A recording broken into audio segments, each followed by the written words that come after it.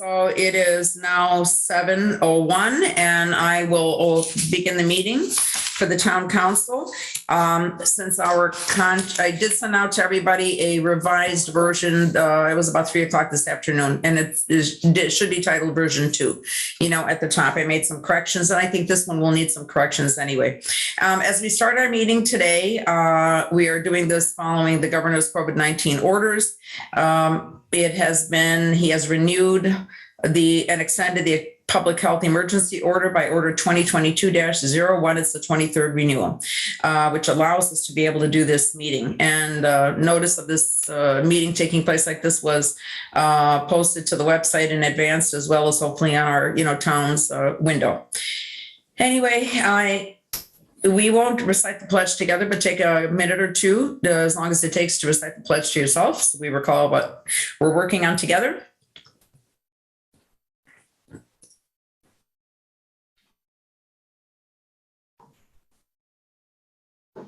Okay, thank you.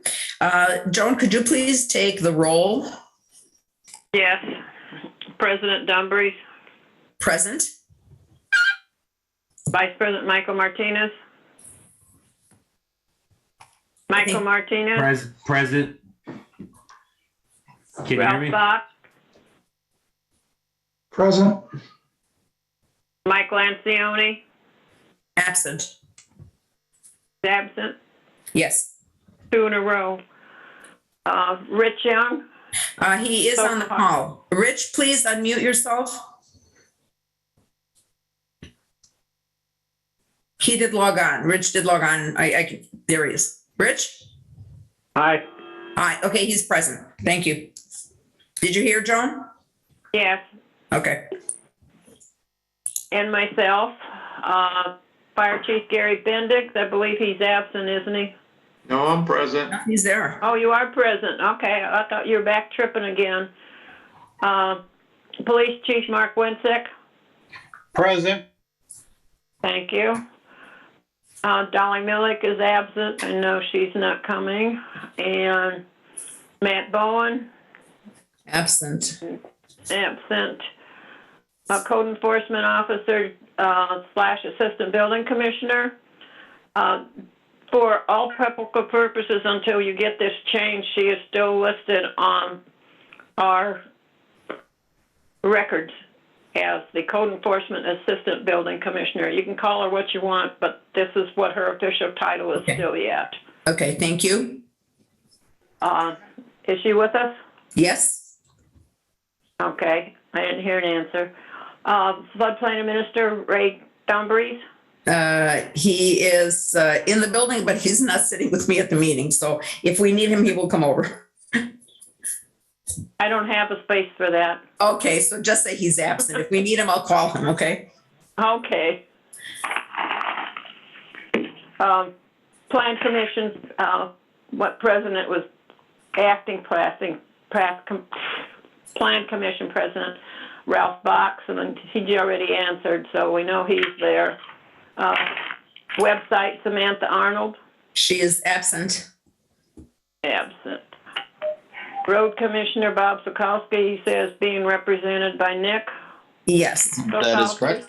I'm here. Okay. Town Attorney Laura Nierenberg. Present. She is present. Okay. Laura? Yes, I'm here. Okay. Thank you. All right. Thank you very much.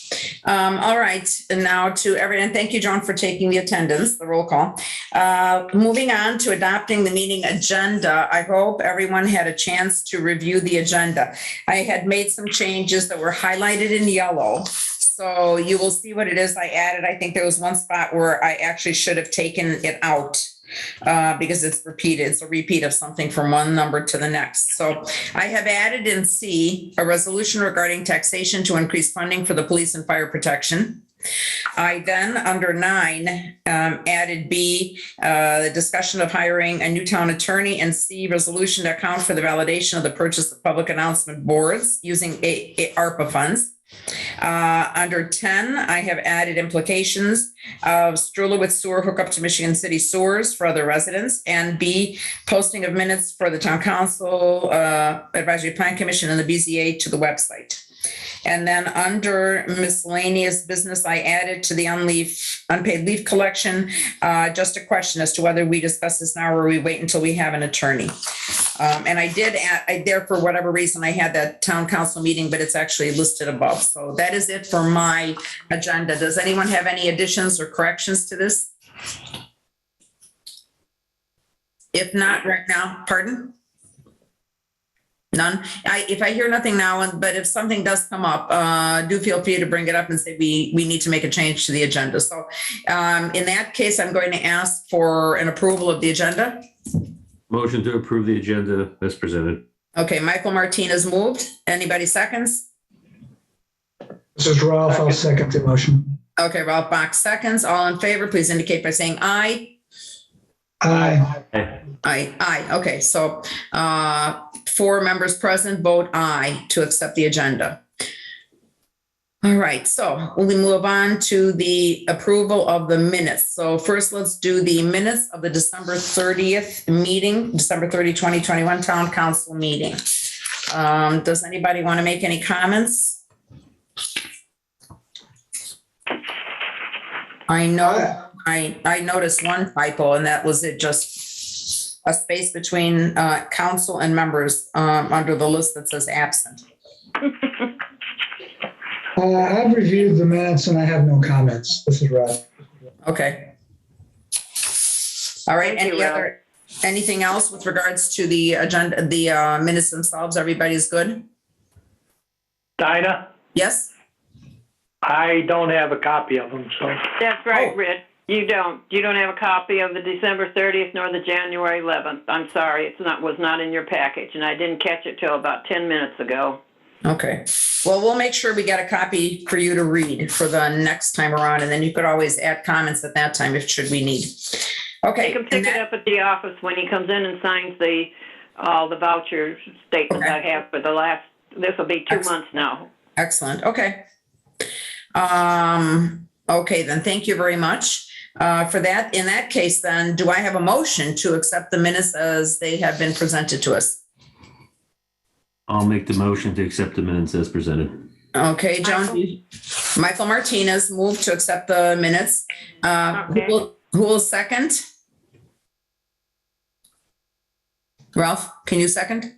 Yes, this is Ralph. I will second that motion. Okay, all in favor, please indicate by saying aye. Aye.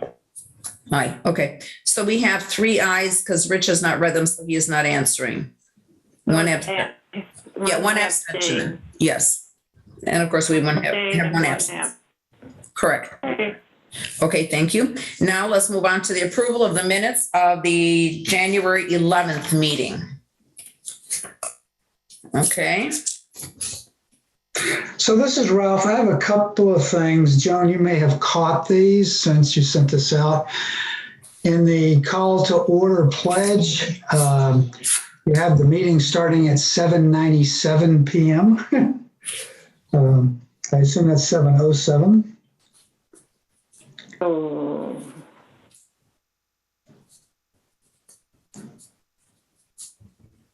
Oh, I sent them out early enough. I thought maybe I could have these corrected by the meeting, but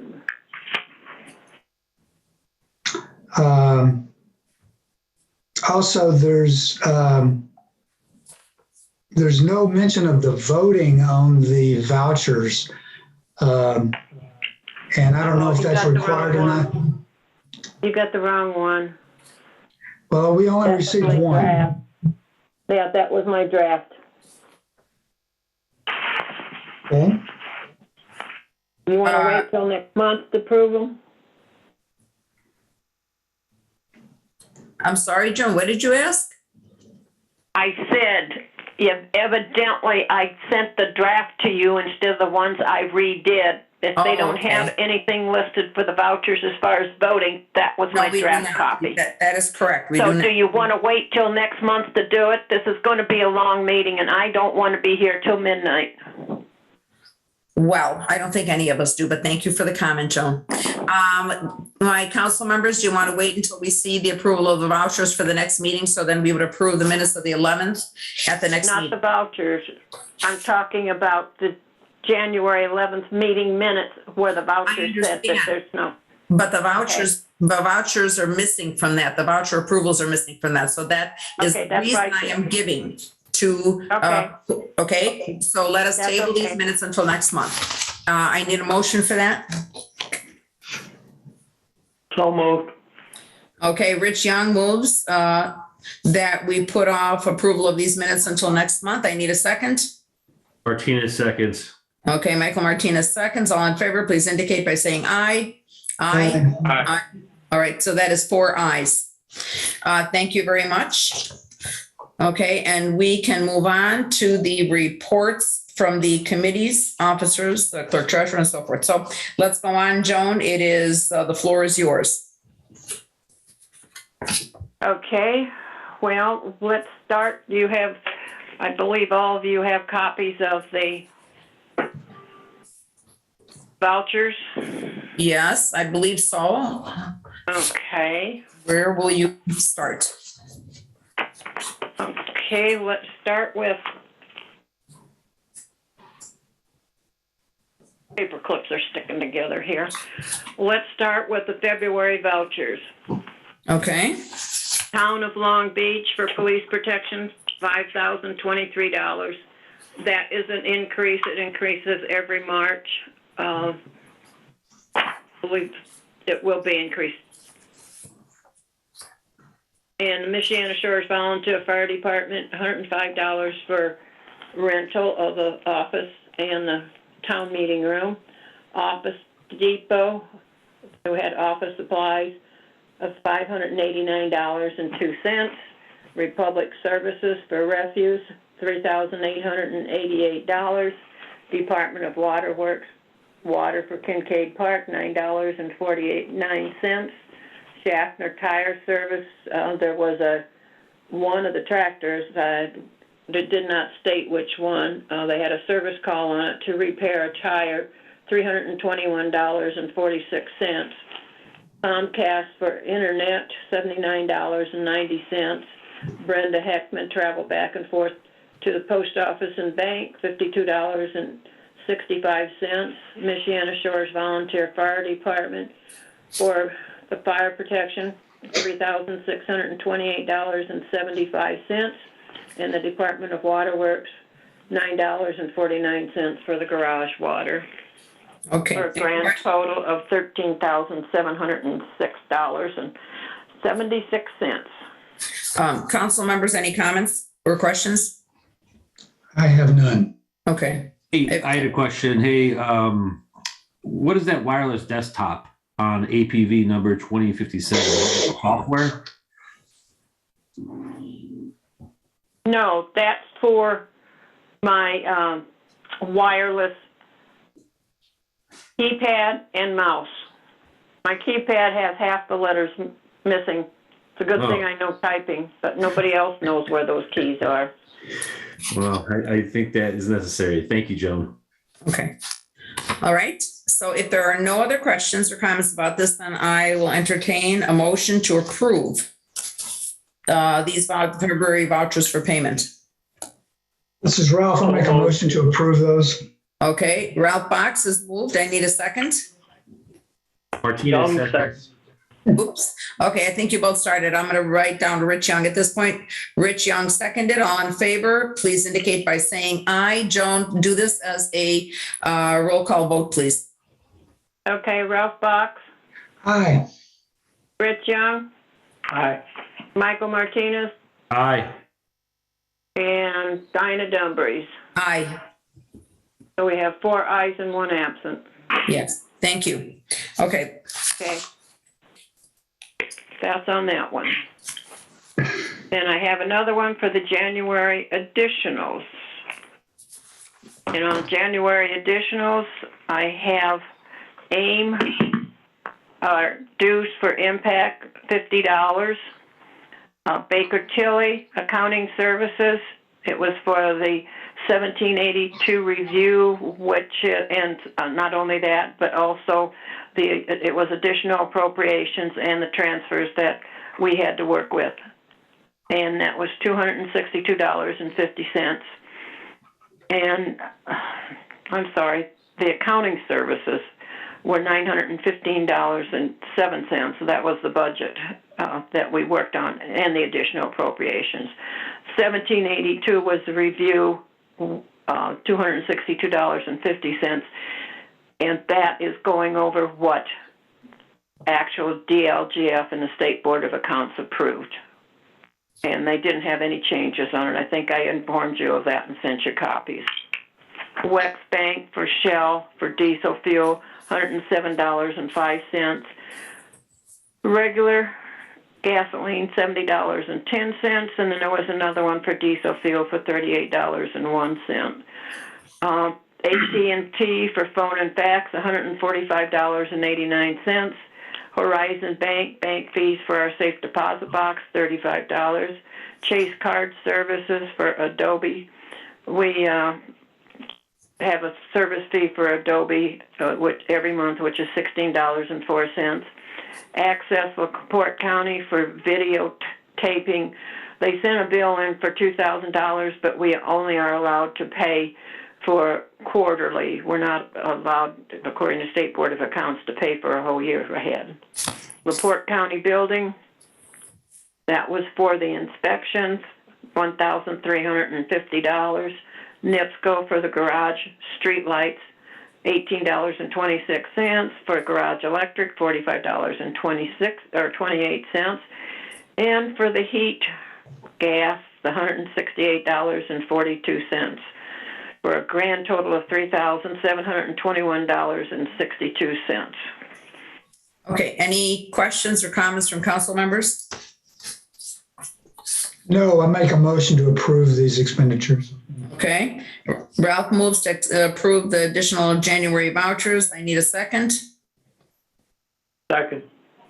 Okay, is that Rich? Yeah.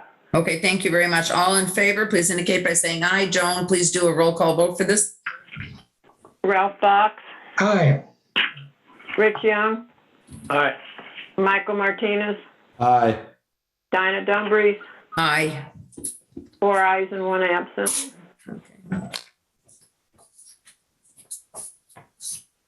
Okay, thank you, Joan. Go on with the next one. Got another one.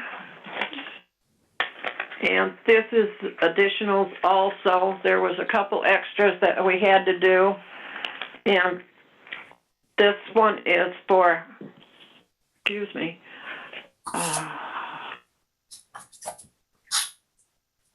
for Office Depot. I had to buy envelopes and some message pads, telephone message pads, so we keep track of all of our telephone calls. $52.90. Don Doyle for doing the Paisley report, $7,139. And Office Depot, that was for postage for refuse and leaf pickup invoices, $223.50 for $7,415.40.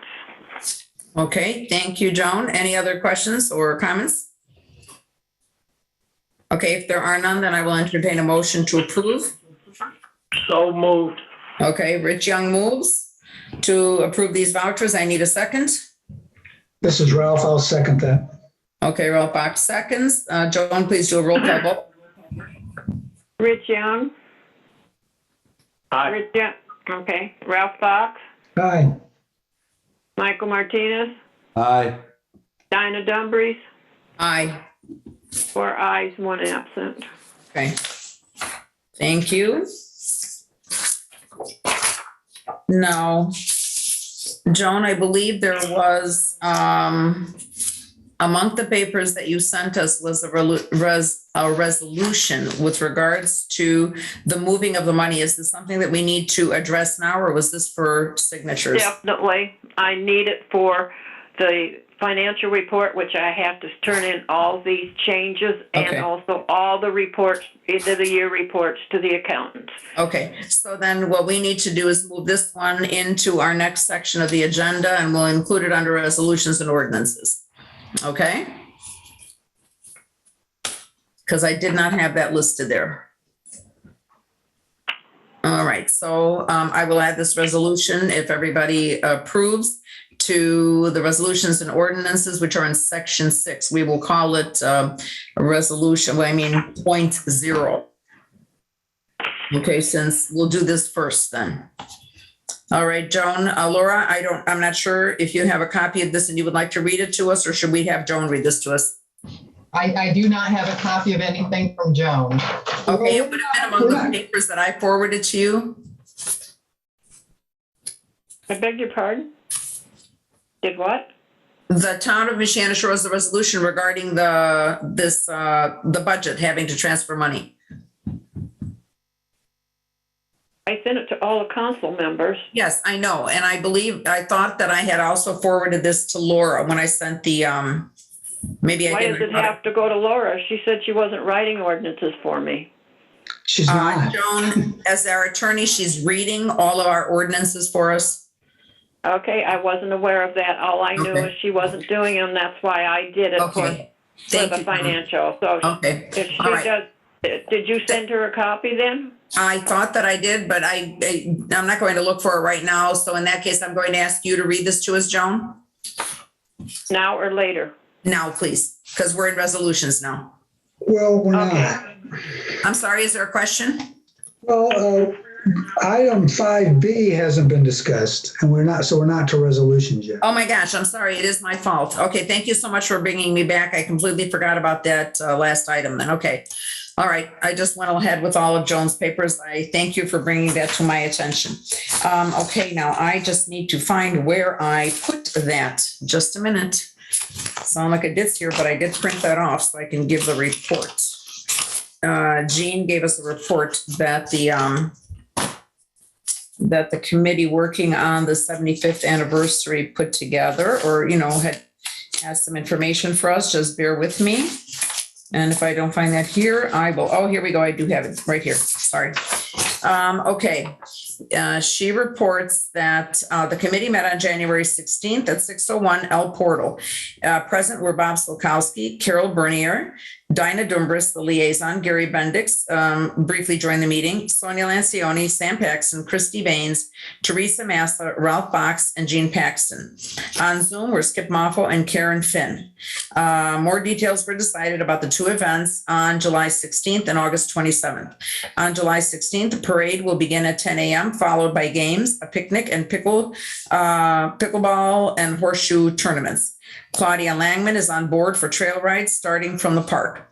On August 27th, they concluded that capacity at the firehouse will be about 160 people. Mario Joby's, that would be the dinner dance. Mario Joby's band has been reserved, as well as Scartosi's for the food. Bob Solkowski will be handling the beer and wine. We are formulating a budget for both events. July 16th will be free. The August 27th event will have a ticket price. We are counting on the $5,000 from the town budget, along with donations to cover our costs. We have asked Rich Young to be master of ceremonies and are awaiting his reply. Our next meeting will be February 28th at the firehouse, and it is submitted by Jean Paxton. In the meantime, she had asked me verbally to add to this report that she and Sam are personally putting down, they had to put down a deposit on the porta potties, and I forgot what other thing she had to put it up. It's completely out of my mind what it is, but they are personally putting them down because the people would not hold them. I think it's for the tent. They would not hold them without a deposit. And because we need to get approval to pay anything out, she did it in the meantime to make sure they had it, as I guess people are reserving a lot of things very quickly this year. So she is asking for, I guess future approvals for the deposits that she's put in, or remuneration for those funds. So that is it that I have from Jean Paxton on the 75th anniversary committee. Are there questions and comments on that? Yeah, may I have a copy of that for the record? Sure, I will send that on to you immediately. That was via an email. Thank you. Okay. Any other questions from anyone? No. Okay, so, Wait. yeah, I'm waiting. I was gonna ask another question. Keep going. I thought did Ralph say no, or I thought he said? No. Ralph just said he had no questions. All right. I question getting that lady from the stables involved. We've had nothing but trouble with that woman. And for I hate to let her use our town again because she refuses in the past to clean up after these animals.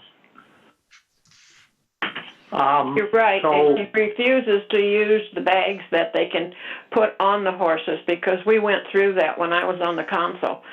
She refuses to do anything about cleaning it up. They get off the horses and they'll kick it to the side of the road. And Yeah. we can't have that.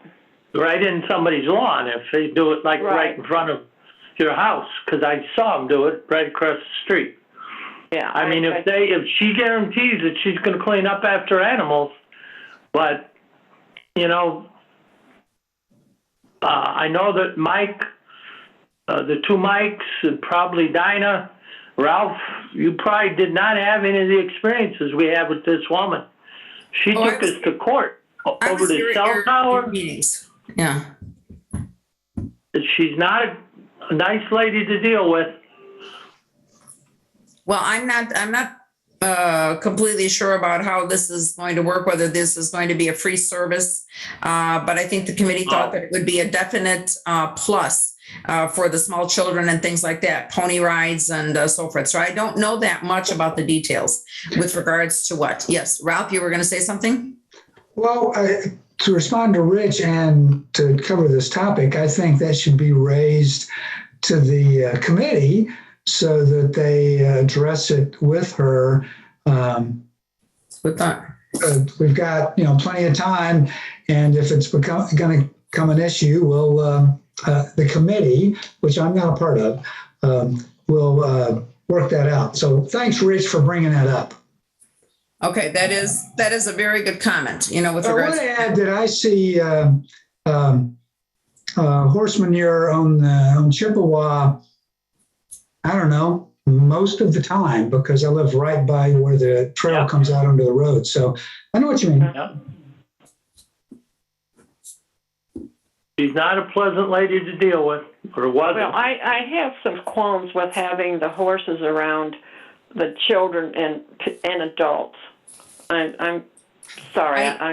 I love animals, but I don't think having a crowd of people with an animal that's going to be around. If they want to go visit the stables, they can go visit the stables rather than have them on our road. Okay, well, Joan, it's like we're not making their decision for them here. This is committee is working. No, and I'm not. This is my comment. Just please, and I thank you for the comment. And I think that as Ralph mentioned, that this is something that has to be brought to her attention, to the committee's attention, that they find out from Claudia Langman. And just as a little aside, no one lets the horses and ponies wander around in between the people. Usually they're in a penned off area, so the children ride these little ponies in a little circle, and then they get off and then the next child rides. So we'll see what they do, but it is a good question for us to bring back to them. It's a report on what they were doing. The biggest issue here was what Jean had called me about, is asking about will they get reimbursed for any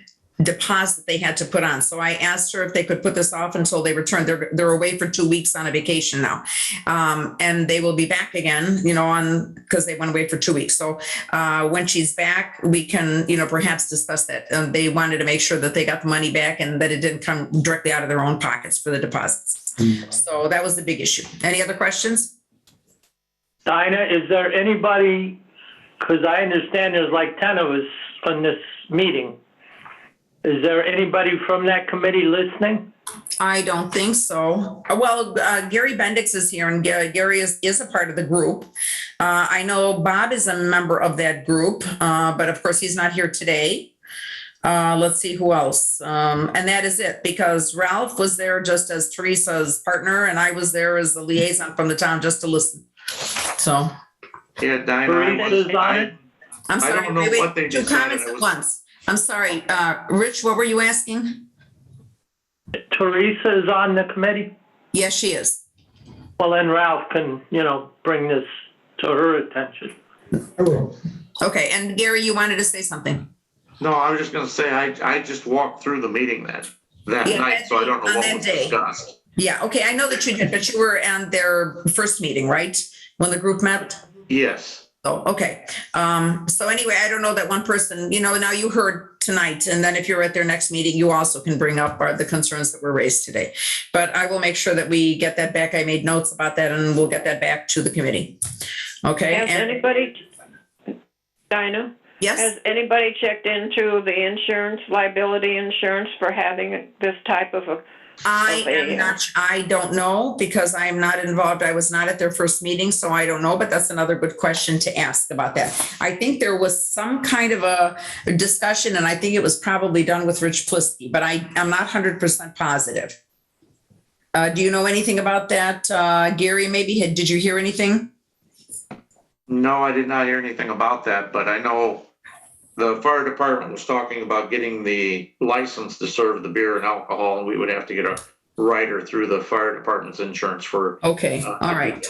Okay, but then otherwise, with regards to the rest, then I added that on as a note to ask, to mention to the committee. So, and I'm very glad that we got a committee that was so willing to work on all of these things. So there are several people who are doing all kinds of, getting ready with, games and entertainments for the children and so forth. And I'm hoping that we all will pitch in at the end to help actually, get everything going. I mean, they're going to need our labor for it, but I think it's such a great idea that these are people who are not the everyday workers of town who are working on this. So this is awesome. Anyway, if there are no other questions on that, let us move on to section 6, which is the section on resolutions. And if we can, Joan, I'm going to try to send Laura that email, but I will ask you to read that very first one, okay? Okay. Resolution 2021-11, whereas certain emergencies have developed since the adoption of the 2021 budget, so that it is now necessary to transfer monies. Section 1, be it now resolved by the Town Council of Michiana Shores, Support County, Indiana, that for the expenses of said town, the following transfers be allowed. Transfer from the general fund, code enforcement / assistant building commissioner, $20,000. Transfer to the cumulative capital development, a code enforcement account was set up in order to have a payment for her salary or her hourly rate, which we guessed at the time was $20,000. That is why it's listed as 20. I believe it's a little bit less.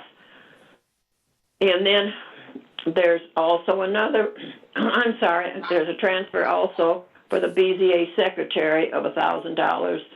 And then again, that at the same time, it was determined we didn't know how much we were going to be paying the BZA secretary. And that was also transferred to the cumulative capital development fund of $1,000. Adopted this, it would be today, 8th day of February 2021 by the Town Council of Michiana Shores. Then it would be 2022 then, not 2021. Well, it should have been signed in December, but we didn't get to it in December. So do we leave it with the resolution as 2021-11 and then just That's put correct. date? It was written, but it wasn't completed. It had to be changed because we also had the additional appropriations, and the additional appropriations were different than a transfer, so we had to separate them out. Okay. All right, so I need any questions or comments from, I think it's pretty clear, but Ralph, go ahead. Yeah, there's 2 typos in the copy that I have. Whereas certain in emergencies, I think shouldn't be there in the opening sentence. No, you're right, I didn't read it. And then under the cumulative capital development, transfer 2 section, the word secretary is misspelled. Yeah, you're right. I can repair that. Good. By the time you guys get in there, it'll be 3 weeks anyway, so I'll have time to do it. Thank you, Joan. All right.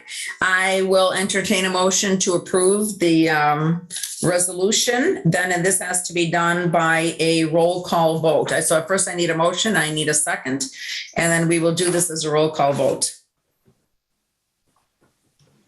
Before you, I'm sorry, what did you say? the date at the bottom, adopted this day, if we make it, the 8th of February, it's got to be 2022. Correct.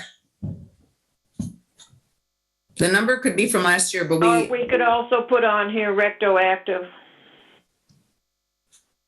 to Well, we're December. just adopting it, but the title or the resolution numbers at the top.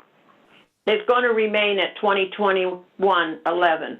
okay. And then we can do it at the bottom if you insist on putting 22. That's all right with me. I have no problem with that. Okay. Well, if we're doing it today, we have to. Okay. Thank you, Rich, for the comment. I've noted that on my copy. I'm pretty sure Joan has done that on hers now. So I need a motion to, I'm sorry, Joan? These corrections will be done when you guys come in to sign it.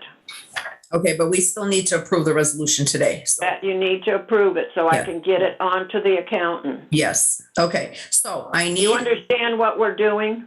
yes, I think we are. Does anybody have a question about it? We're transferring monies into, No, Joan, nobody raised a question. We all understand what it is. Okay. So I'm just Good. asking for a motion to approve the resolution because we have to pass. So I need a motion and I need a second. So gentlemen, somebody. I'll make a motion to approve with the changes noted from Ralph. Okay, Michael Martinez, and second. This is Ralph, I'll second that. Okay, Ralph Box seconds. Motion to approve the transfer of monies from the general fund to the cumulative capital development fund with corrections as made regarding the typos. I have a motion, I have a second. Joan, please take a roll call vote.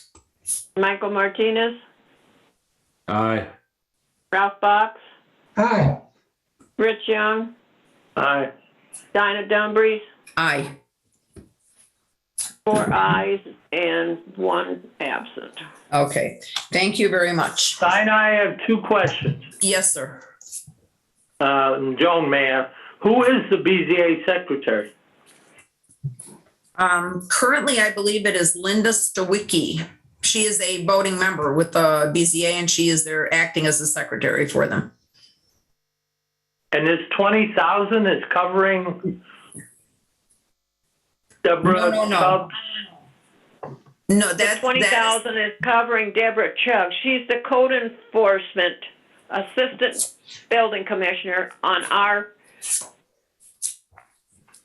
I know that. okay. She had, I believe, it's just a little bit under 20,000, but this is what was requested back when we did all the changes, and it didn't get approved until December, I believe it was, the additional appropriations. And then the secretary, it's not quite $400 because the one secretary they had for the, oh, wait a minute. I think that's right. Okay. It was less than $1,000 for the previous one. The secretary now is not getting paid anything. She's doing it for nothing. She's volunteering. Okay. All right, does that answer your question now, Rich? I guess. Our code enforcement is making more money than all 5 of us council members. Making together. more money than me. Making Well, more money than my administrative assistant. that's not what we're discussing now. You know, this is, I know. these are You don't people, like to hear it. we have volunteered to run for these offices and this is the benefit of our winning, okay? I certainly didn't run for this office because I was going to make a pile of money. You So- consider low wages? Yeah, anyway. That wasn't the whole point, but that's a different discussion, so we're not going to discuss that right now. We've already passed that ordinance. It has been voted on right now, so let us move on to the next.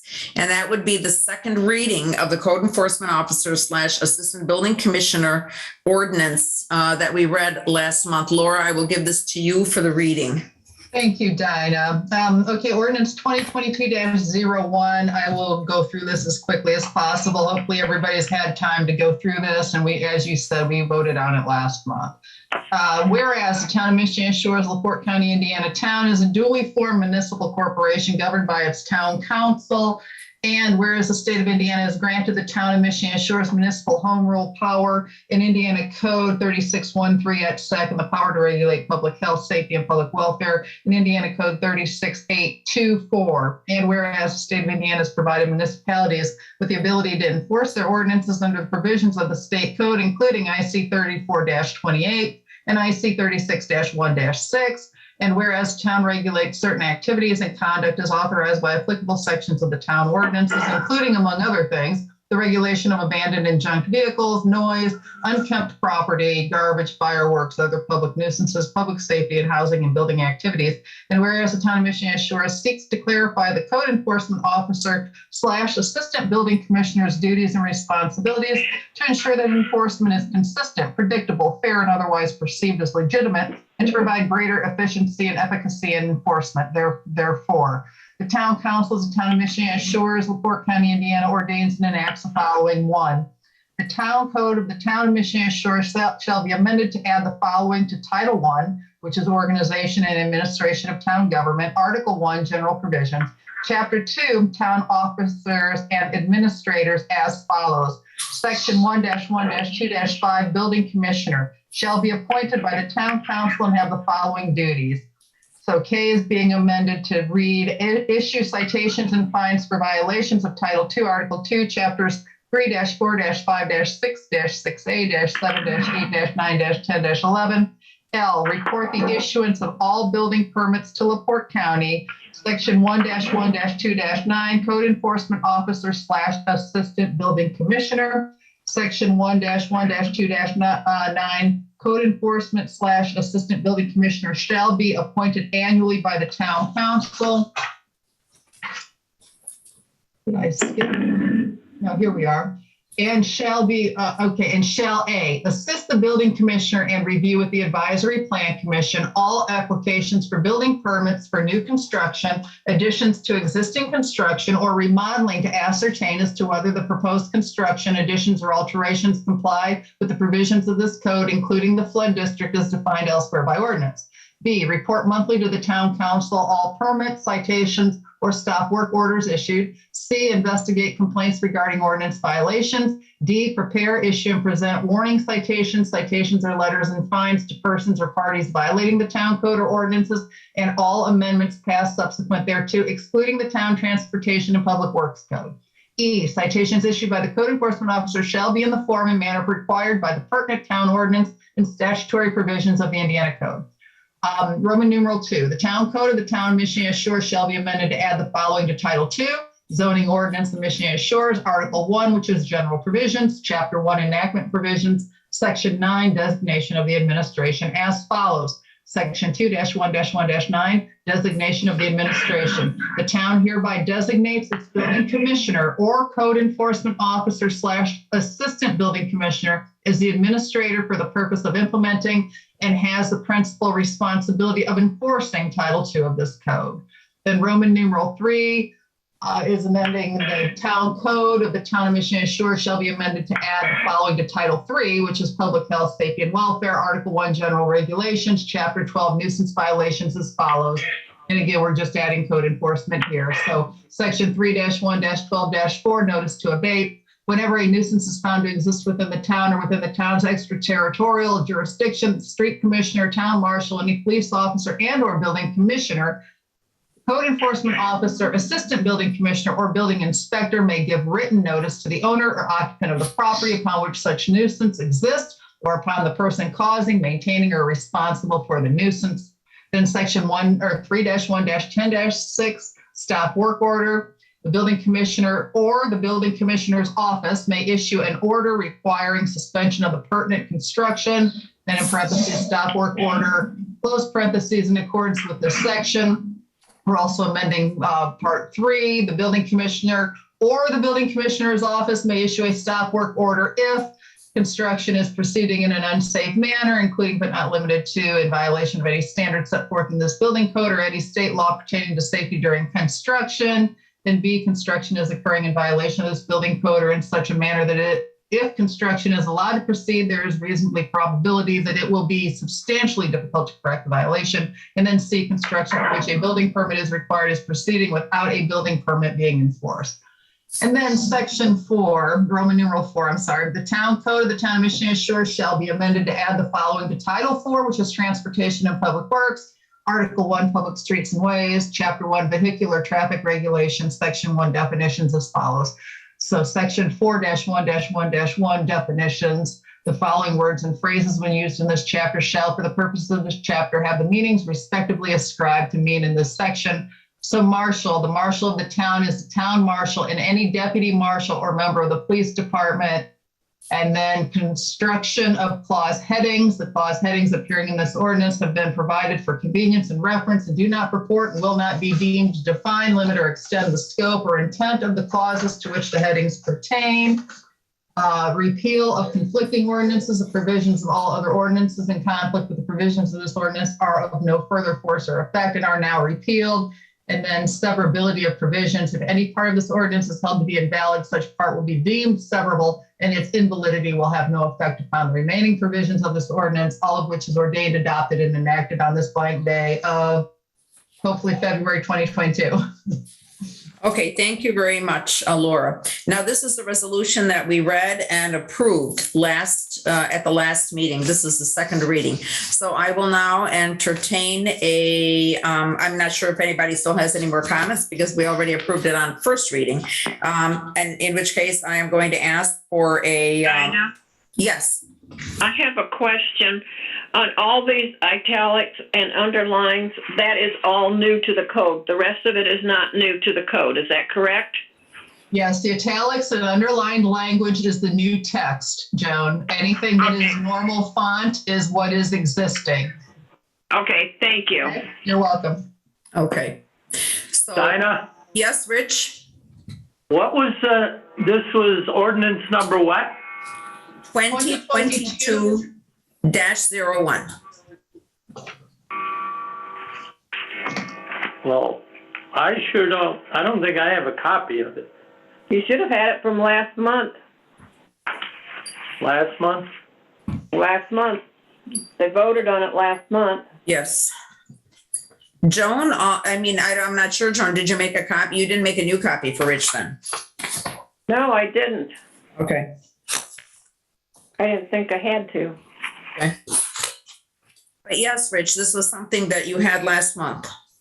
All right. Rich, you come into the office, I'll give you a copy of it, and then you can sign it at the same time. All right. Okay, so then I need a motion to approve, a motion and a second to approve this ordinance. Gentlemen? Martinez will make a motion to approve as second reading. Okay. I need a second. I'll second it. Okay, Rich Young second. So Michael Martinez moved and Rich Young seconded to accept on second reading ordinance number 2022-01 of the town of Michiana Shores, the code enforcement officer / assistant building commissioner ordinance. Joan, please take a roll call vote. Michael Martinez, Aye. Rich Young, Aye. Ralph Box, Ralph. wake up. Ralph, you're muted. Aye. Aye, okay. Dinah Dumbriz, Aye, 4 ayes, 1 absent. correct. Okay.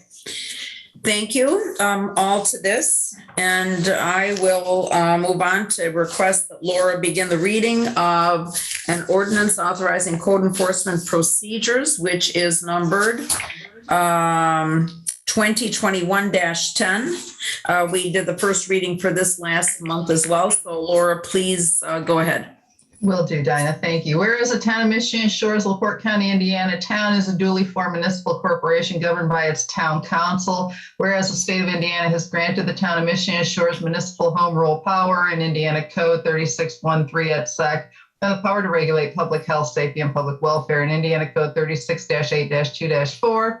Whereas the state of Indiana has provided municipalities with the ability to enforce their ordinances under the provisions of the state code, including IC 34-28 and IC 36-1-6. And whereas the town regulates certain activities and conduct as authorized by the applicable sections of the town ordinances, including, among other things, regulation of abandoned and junked vehicles, noise, unkempt property, garbage, fireworks, other public nuisances, public safety, housing, and building activities. And whereas these and other regulations promulgated by the town are effective only insofar as their enforcement is consistent, predictable, fair, and otherwise perceived as legitimate. And whereas it is in the best interest of the town of Michiana Shores to improve its enforcement provisions within the code of ordinances to provide greater efficiency and efficacy in enforcement. Therefore, the town council of the town of Michiana Shores, LaPorte County, Indiana, ordains and enacts the following. Number 1, enforcement of ordinances, section 1-1-4-13 is hereby amended to read in its entirety as follows. Section 1-1-4-14, enforcement of ordinances and collection of monetary fines. These provisions relative to the enforcement of ordinances involving the imposition of monetary fines for violations establishes the procedure by which the town will seek the collection of the monetary fines so imposed. The use of these procedures for collecting fines may be used separately or in conjunction with other legal remedies available to the town, such as the pursuit of injunctive relief.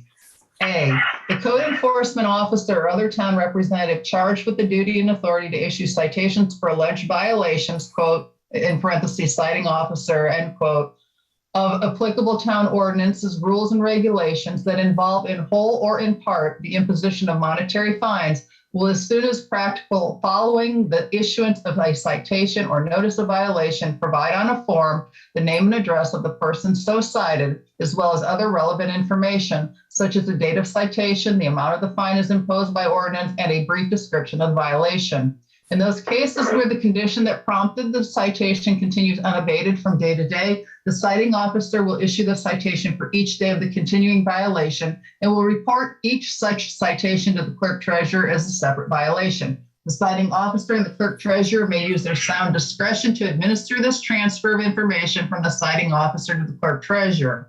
B, any suspected ordinance violation complaints with detailed information about the date, type, location, and any other pertinent information concerning said violation should be submitted to the town code enforcement officer or to a serving town public official. C, the code enforcement officer shall investigate said complaint within a reasonable amount of time. D, fines may be waived by the town council when violations are resolved by quickly coming into compliance upon the recommendation of the town code enforcement officer. A town council waiver decision must be conducted at a properly publicized public meeting.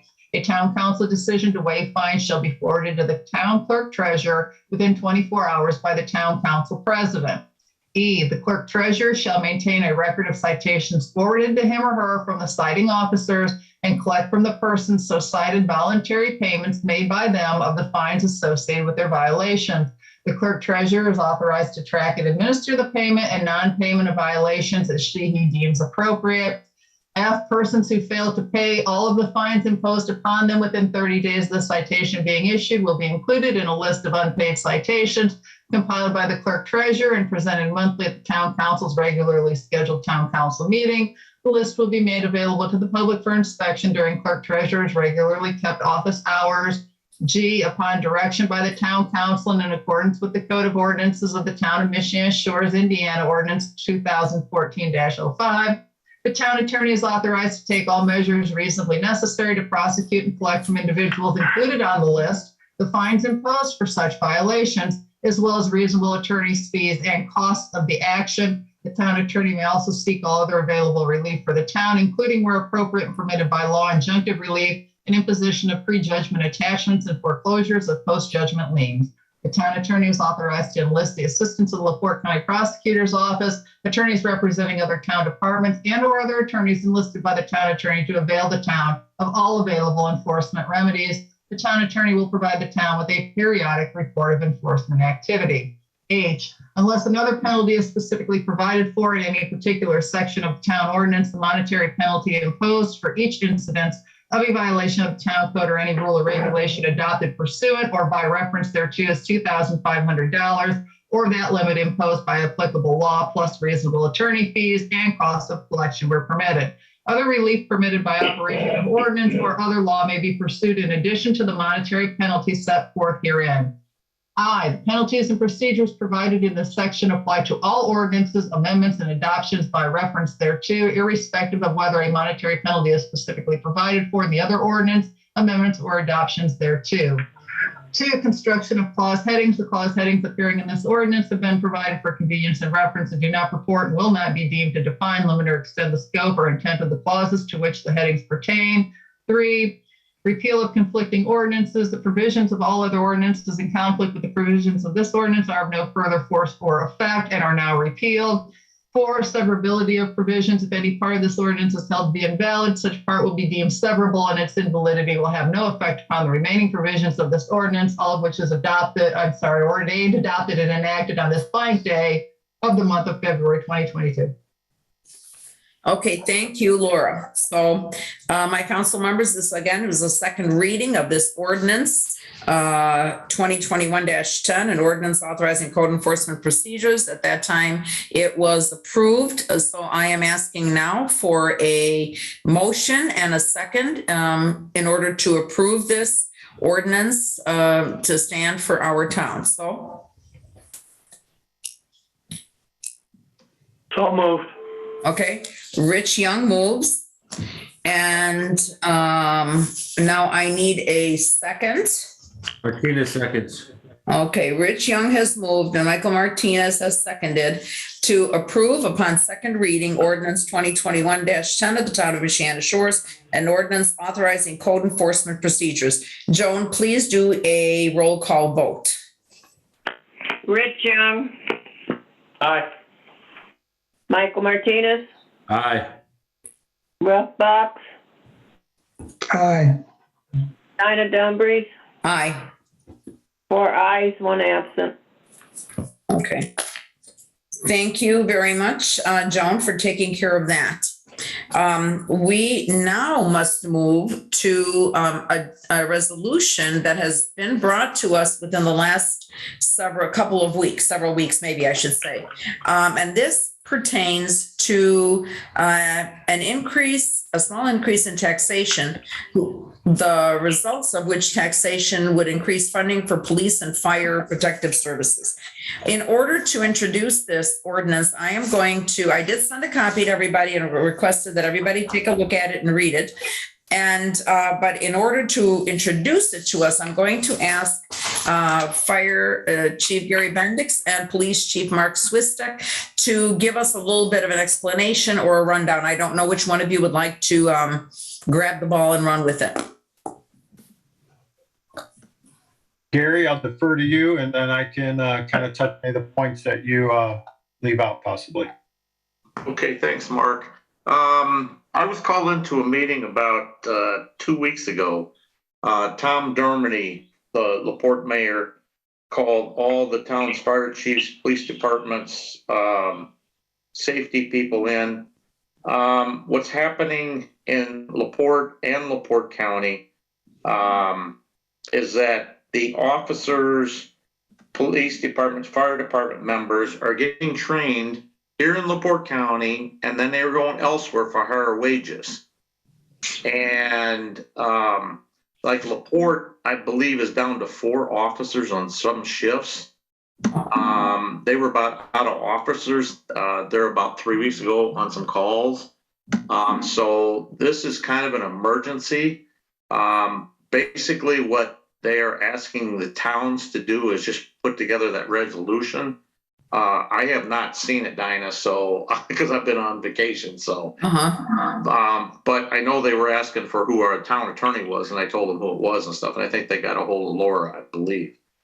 But what this is, it's a, what they call a local income tax. Right now, I think LaPorte County is at 0.50.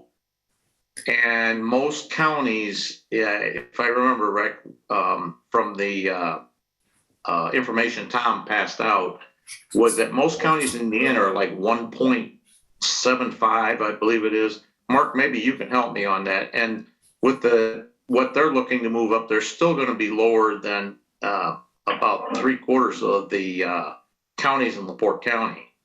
Yeah, Gary, just to add to that, I looked at it. The average is 1.78 as a state. We Yes. are currently at 0.95. Even with that 0.5 increase, we still would be under, it would move us up to 1.45%. Yes, that's correct. And basically what this would also help is the town would get, I believe, out of that, if the county council moves on this ordinance or resolution or whatever, the town will wind up getting, I believe, $27,500, something like that. It's real close to that from what I understand. So that would help pay for the fire and police departments that you guys are presently funding. Mm-hmm. And they've kind of guaranteed that price of 27,000 or ballpark, Gary? Well, that was the chart I saw that Tom put together. Because I believe the townships don't get anything out of this. It's just like LaPorte, Michigan City, Trail Creek, Long Beach, Michiana Shores, I think Kingsford Heights, Wanatall, Westville, La Crosse. Those are the people that will get it. It will go to the towns. Yes, I'm going to interject here for just a minute because I had forwarded to everybody a PowerPoint that Mark had sent to me, and that one had sort of like a little table in it and showed at what percentage, if this percentage is approved, we get this much, and then, and so forth. So That's correct. Yeah, that's the one I'm referring to. If they, I know they're trying to go, I believe 50%, 0.50 or whatever. But that's going to help LaPorte County and also the town. That's going to bring some revenue to the town. Right. Okay. How much do our taxes go up? I know we got this chart. It's basic, and it's all, hey, Rich, it's all on earned income, not Social Security. Hey, I'm in that Hey, boat I too. would put it on. I have earned income, $2,000. And Diana, if I could, I'd like to add. Please go ahead, please. To what Chief Bendix had stated.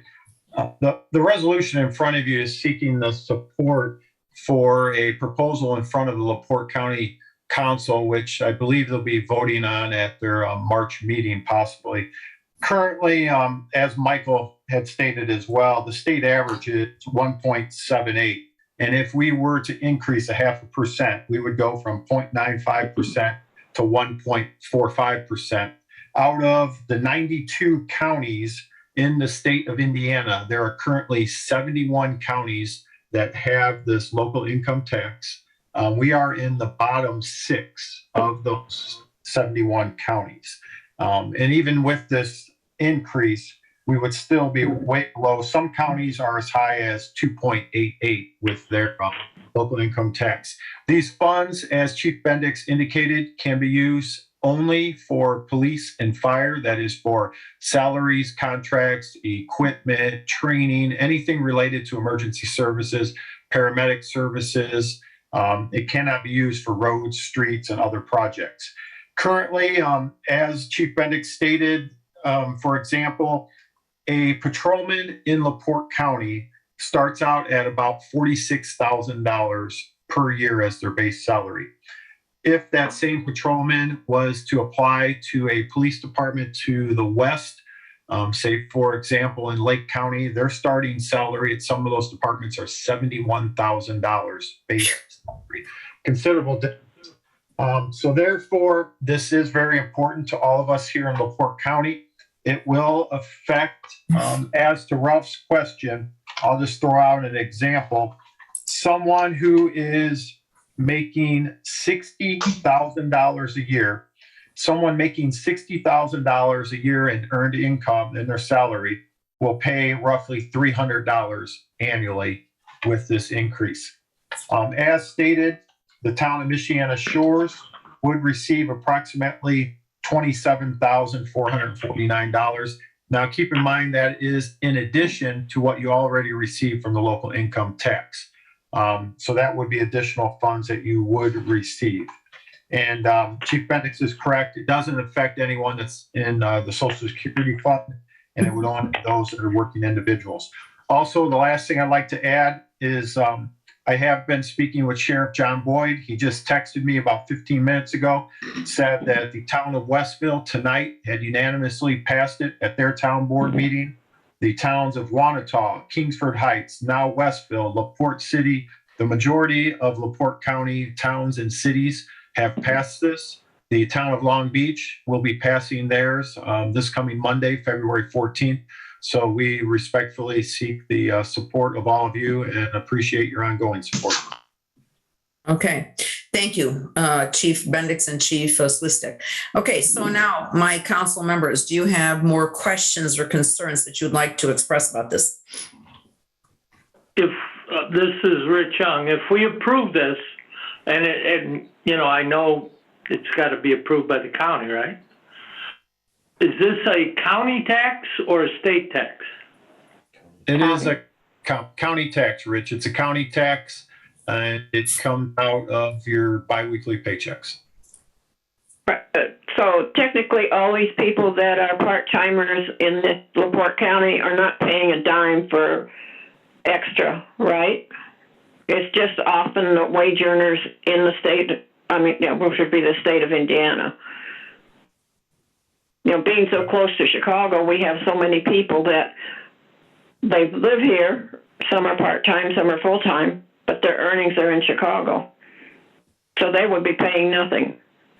That's correct. Well, they would be paying in the area that they work. So it's related to income here in LaPorte County. Right. So it's only LaPorte County residents, full-time residents. Yeah, but Joan, the people that are retired that live in our community, they're not living off Social Security. I know that. I'm not just. But Rich, it's not just our county. We're talking about people that are out in the county. In our town, in the county area. You have a lot of people in the county area. You know, $300 doesn't sound much to us, but that have made arrangements to be able to live here. But people that live in the county and they're working for low wages. All I'm saying is you can't shortchange us. It's, you know, somebody like me, I'm not living off Social Security. So I will be paying the $400 or whatever, $300, $400. And I'm probably for this. I'm just saying, don't make this sound like it doesn't cost anybody anything. You know, I came from Illinois. We never had a county tax. I mean, it was part of your state tax, of course. But in Indiana, I was really amazed. Gary, I think I even came to you that first year and said, what is this? Because I had never paid a separate county tax. No, and, it was interesting at that meeting too, because one of the, it's not the county, county commissioner brought it up and said, well, why don't we go downstate to get more money for LaPorte County? And Jim Prussell got on there as our rep and said, that's going to be a hard lift because all the other counties have raised their income tax up. Why are they going to single out LaPorte County and give them some more money? They're going to say, hey, we gave you the tools downstate to do it. You need to do it. So, I don't know. It's just, I think it needs to be done in LaPorte County because it's getting worse and worse. I know John Boyd at that last meeting has had applications open for over a month and a half and has zero anybody applied for the sheriff's department. Wow. All I'm saying is a lot of people are going to be affected by this, and we can't soft pedal it and say it's not going to affect most of us.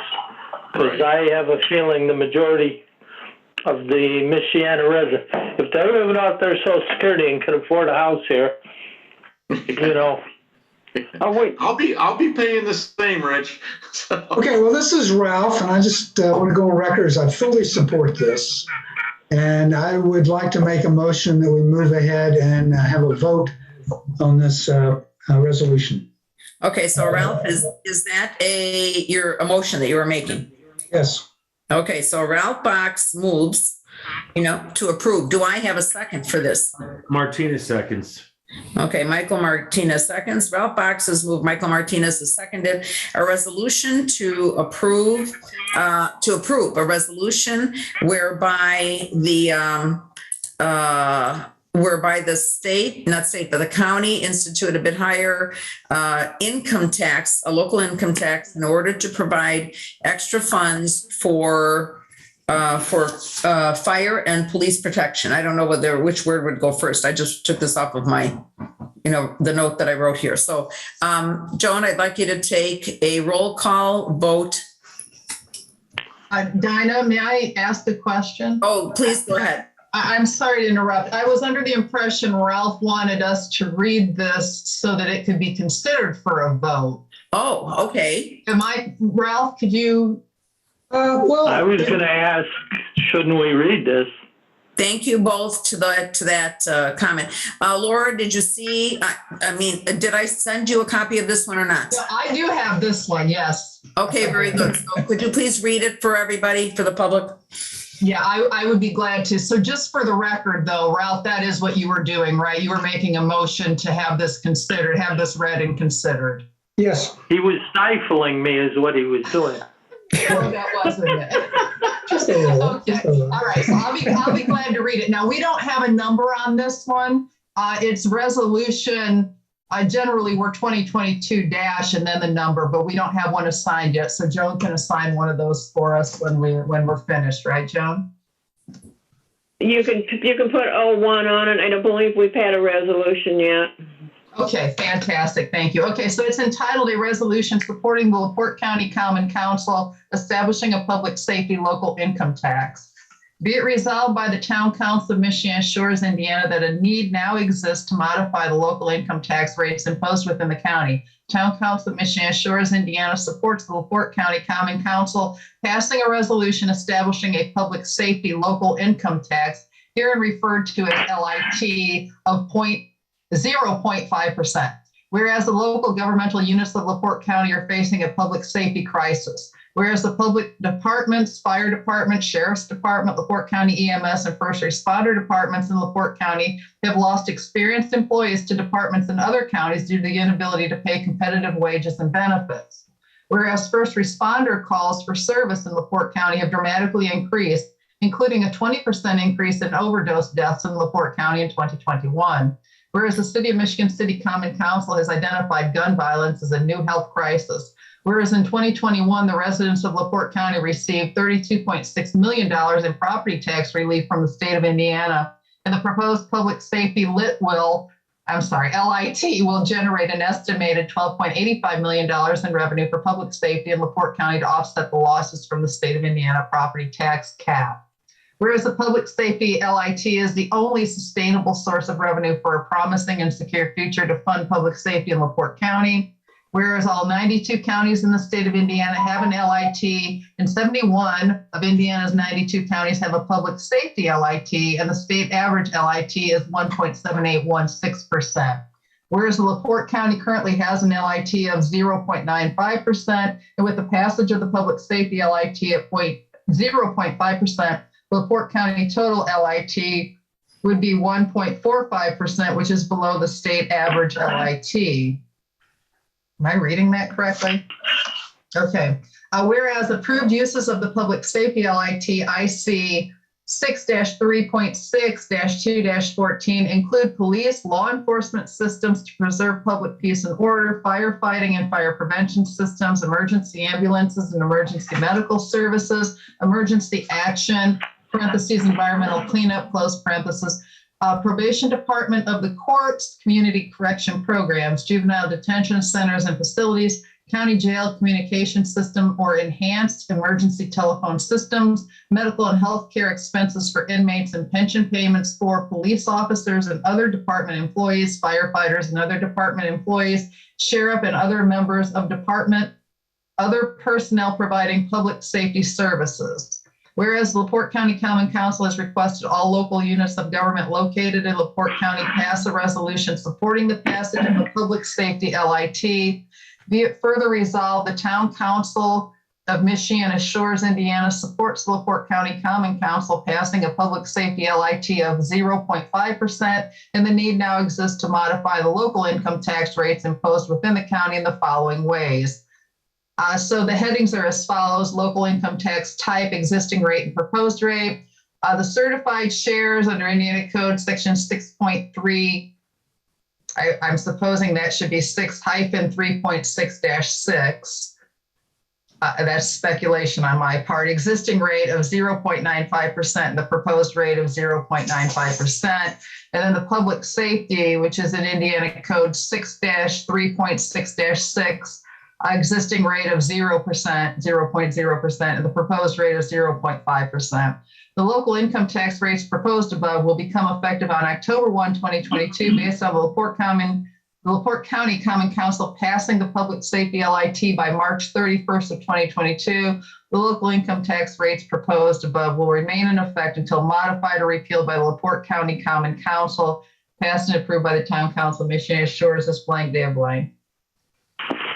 Okay, thank you, Laura, for reading this resolution out to us. Okay, so I go back to my council members.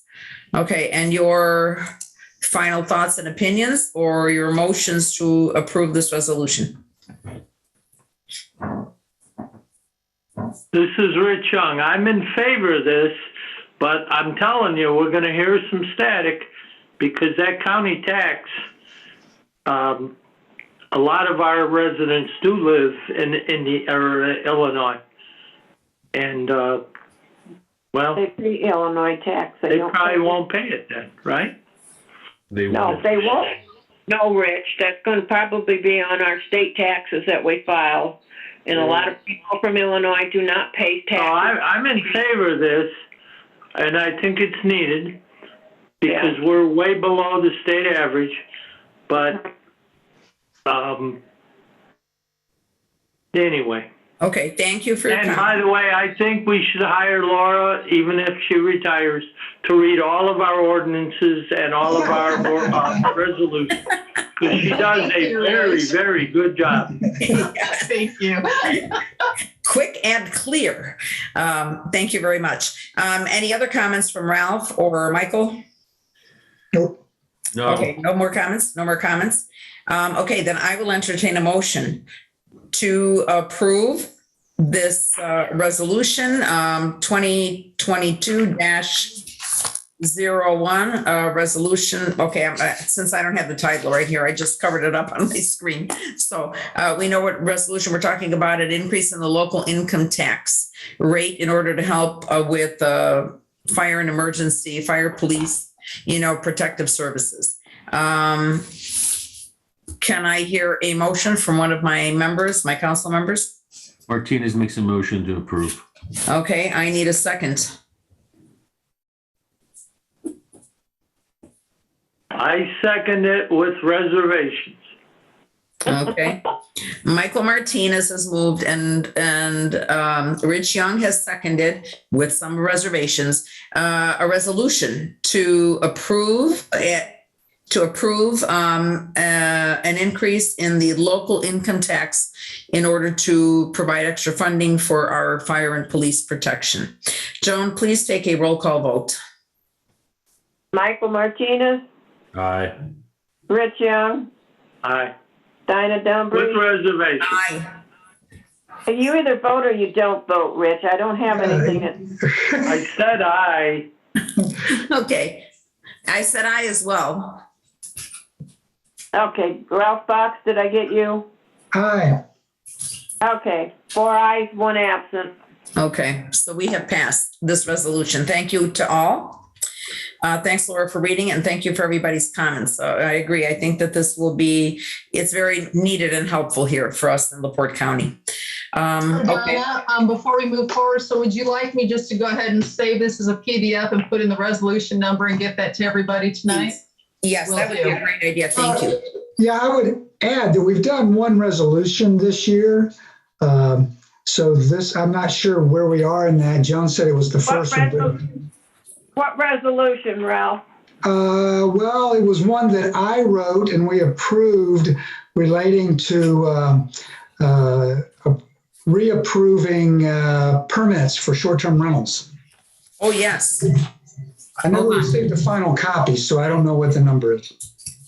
I'm looking for that in our minutes.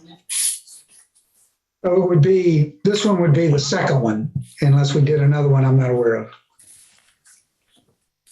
Where are the minutes? I'm looking to see in our minutes if this was where it was mentioned for the other. Can Joan figure this out later and we'll straighten it out? Yeah, let's keep going. Yeah, Okay. if you guys, can I ask you to please come in and sign this before the next meeting, all this Sure. stuff? Yes. Yeah, I ask mean, us. it sits on the counter waiting for you to come in. Who are you talking to? I'm talking to all of you. All right. Joan, I'll be in tomorrow passed afternoon. ordinances. Then when I go to my ordinance file, I don't have anything in there that's complete. These ordinances mean nothing unless you come in and sign them. Okay, Joan, we will make every effort. I will ask, you said it, and I will make every effort, everybody else, to please come in to sign any documents that Joan has ready for us to sign. And by the way, I'm not finding that, Ralph, but we'll have to look for it, okay? Okay. Does the clerk treasurer prefer that I leave that blank and just highlight it in yellow so that you can write it in, Joan? Yeah, the number will be 2022-something. Okay, I'll just highlight it in yellow for you and save it as a PDF. Thank you. I'll get that. Thank you. Okay, thank you very much for that then. Okay. I, at this time, would like to move to number 7, which is appointments to boards and commissions, liaison positions. I think we went over some of them. I did have some questions with regards to whether we needed to address any BZA appointments that the town council makes, or even I as president, but I don't have a listing of the exact dates of those people. Joan was kind enough to send me a list to make sure I knew who it was in it, but I just don't remember their dates or their terms of office. So if someone does have that document, it would be good to take a look at to see the dates in case we need to either reaffirm somebody, reappoint, and so forth. I believe everybody, and the same thing, I'm not quite sure with regards to the park board, we'll check that as well. I think that we may have someone who needs to be reappointed because they took a term for a short period with others leaving, but I think we could do that for next month, if you're all okay with that, okay? Yep. Okay, let's move on then to section 8, which is departmental reports. Police Chief Mark Swistek. Good evening, everyone. I'll be right with you. Let me grab something here real quick. All right, for the month of January, for the 3 communities that the Long Beach Police Department serves, we responded to 124 calls for service when compared to 166 in the previous year, for a decrease of 42 calls for service. During the month of January, 4 incident reports were documented, which resulted in 1 arrest while we were assisting the LaPorte County Sheriff's Department with a felony vehicle pursuit, and the individual had terminated the pursuit, ran into his home, and then a fight ensued, and our deputy and the Sheriff's Department took the individual into custody. In summary, the month was very mild as the snow started to arrive when compared to the previous month, and winter is definitely upon us currently. In relationship to the incident reports, there was 1 specific incident report in the town of Michiana shores that was back on January 24th. Sergeant Jim Schooley, along with the Michiana Fire Department and EMS, responded to Pontchartrain Drive in reference to a 41-year-old male that was undergoing drug withdrawals. This is a reoccurring issue, unfortunately, at this particular residence, and a incident report was documented for future reference. Aside from that, I would like to take a moment to sincerely thank Street Commissioner Bob Solkowski and Nick Solkowski for all their work in the past week and keeping the roads open for us. It was greatly appreciated, and I know they had put quite a few hours in. So, Thank you, Chief. Any questions to Police Chief? Okay, hearing no questions, let's move on to the Fire Chief's report. Gary, please. Okay, I'm gonna try to read this off my phone because I forgot to print it out before I left for Florida. I did forward it to all the officers. Florida. Yeah, well, I'm on my way back now, Rich, so I'm in Alabama and it's only 65 degrees, so. Well, step outside and, What's I did that, have Rich? Before Gary begins, I did have a question for Chief Swistek, just more of a comment. I know with all the snow, there's no good place to put it. But I have noticed just in the recent drives around the town that we have some cars that are actually parking on like this road, kind of where I have to veer out into the opposing lane to get around them. I don't have a solution for it, but I did see that kind of as a concern because I did notice it this weekend quite a bit going up and down El Portal. So just food for thought. I don't know if there's anything we can do, and I doubt that there's available parking spaces, but just didn't want anything bad to happen because, you have cars literally in the main streets. no, and I appreciate that, Mike. I will get an email out to the crew as well, letting them know if they come upon the vehicles. If there's any specifically that you foresee as a traffic hazard to that, don't hesitate to shoot me an email. But otherwise, I'll get an email out first thing in the morning and let the guys know to start working on that, because it also affects the snow plowing as well, especially if we get any snow here in the next week or so. That Right. Okay, will do. Thank you so much, Chief. No problem. Thank you. Thank you, Michael. Okay, so Chief Bendix. Okay, I believe we had 11 calls during the month. I know on 1/5 at 3:22 a.m. On El Portal Drive, we had a medical call. We were there, I think, 3 times during the month. We had a medical call on Meadow Drive. And then we had a medical call on Hiawatha during the month. I think those mainly the ones we did have.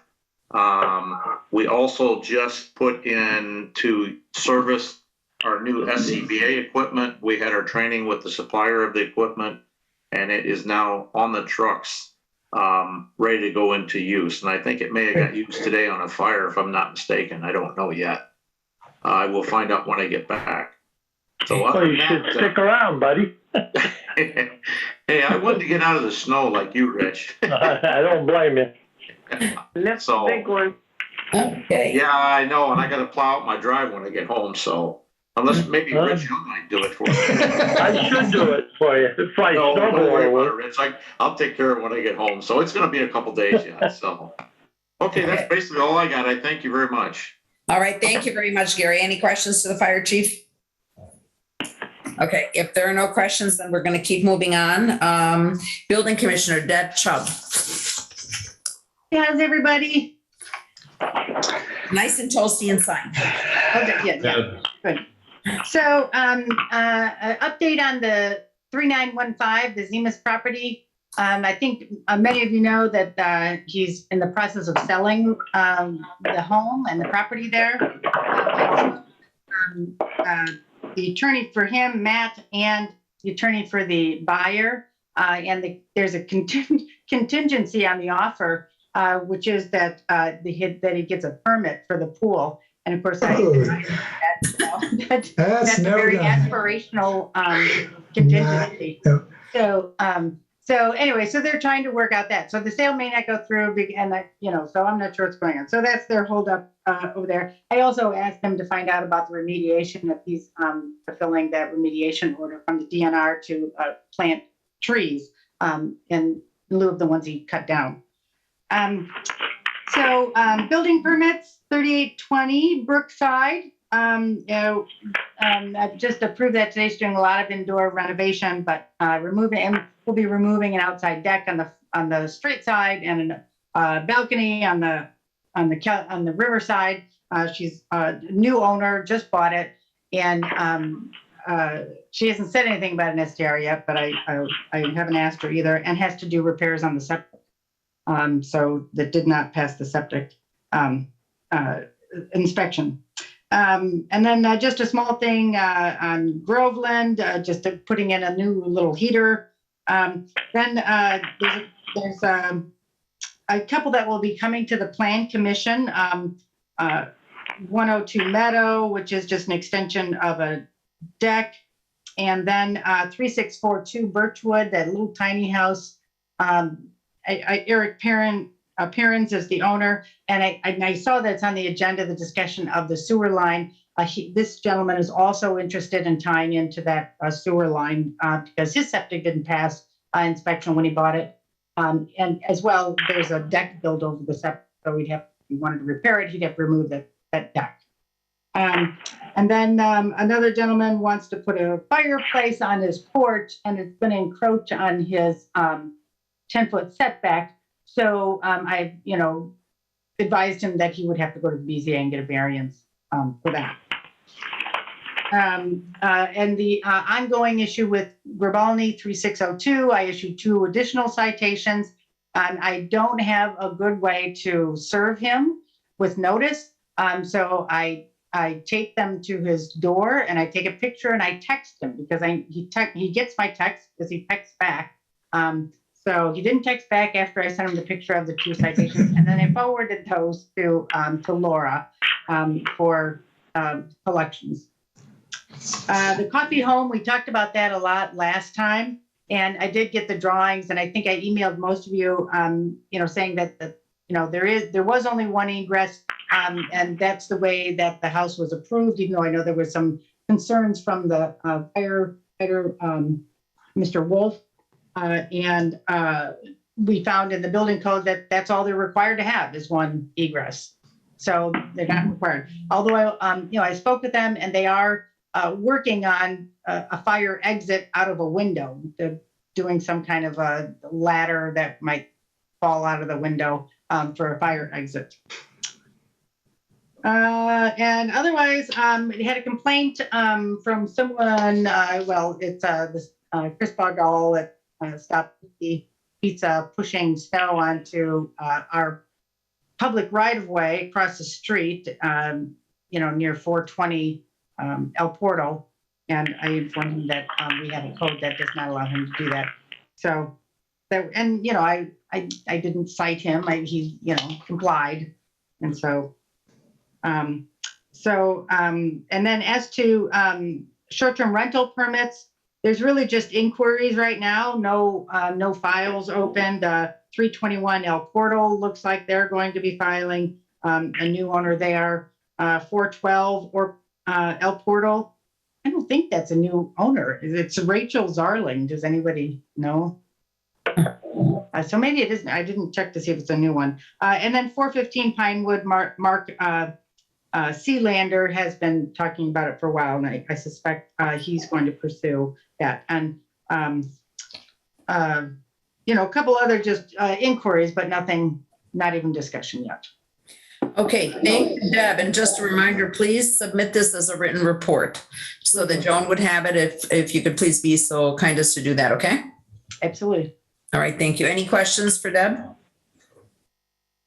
Okay, I just wanted to mention in just an FYI as a comment with regards to the first issue, which is the 3915 Hiawatha and their potential sale. I did get word from, out of curiosity, I contacted LaPorte County Health Department, and I did find out from them that they have not been called back for any kind of inspections, so that their septic system has not been repaired or replaced, and they have no idea what they're doing with it, whether they're going forward, what they were planning to do or not. So number one. The second thing is that with regards to what you had heard about them, that the sale is contingent on this getting a permit. When the town of Michiana Shores issues a permit, they issue it to the current owner. It doesn't transfer to the next owner. Right. So no matter what, so make sure you let them know that too. It's like, even if we were to say yes. Okay. Yeah, I did. And they asked, they were trying to put together these scenarios of Zemas getting the permit and then the house sale going through. And then the other gentleman, I said, well, basically they have to start over. Mhm. Okay, all right. The cool. other, I will say about that, Dinah, wait, what was your first point about him? Because I wanted to say something. That I contacted Julie Wolf at the LaPorte County Health Department. And I said, out of curiosity, I said, what's going on with regards to the Zanies property? I said, we saw that it is put up on the market for sale, yet we still see, like a dumpster in front of the house. And if you drive on Brookside, you can see from the road, since there's no bushes there now, you can still see that old cement tank. I'm assuming that's a dry well. I'm not sure if that's what it's called or not, but whatever that is. And it's, I can't tell if it is. I didn't use telescopic lenses to look, but that doesn't look like it's been replaced. It is And not, what was and it's damaged. correct, and it does have to be replaced. So what I wanted to mention was that when Zemus submitted his first application for the pool, a few weeks ago, and I looked through it, and there were 3 different drawings of the site location for the pool. And oddly, the septic was in a different location on each one of those 3 drawings.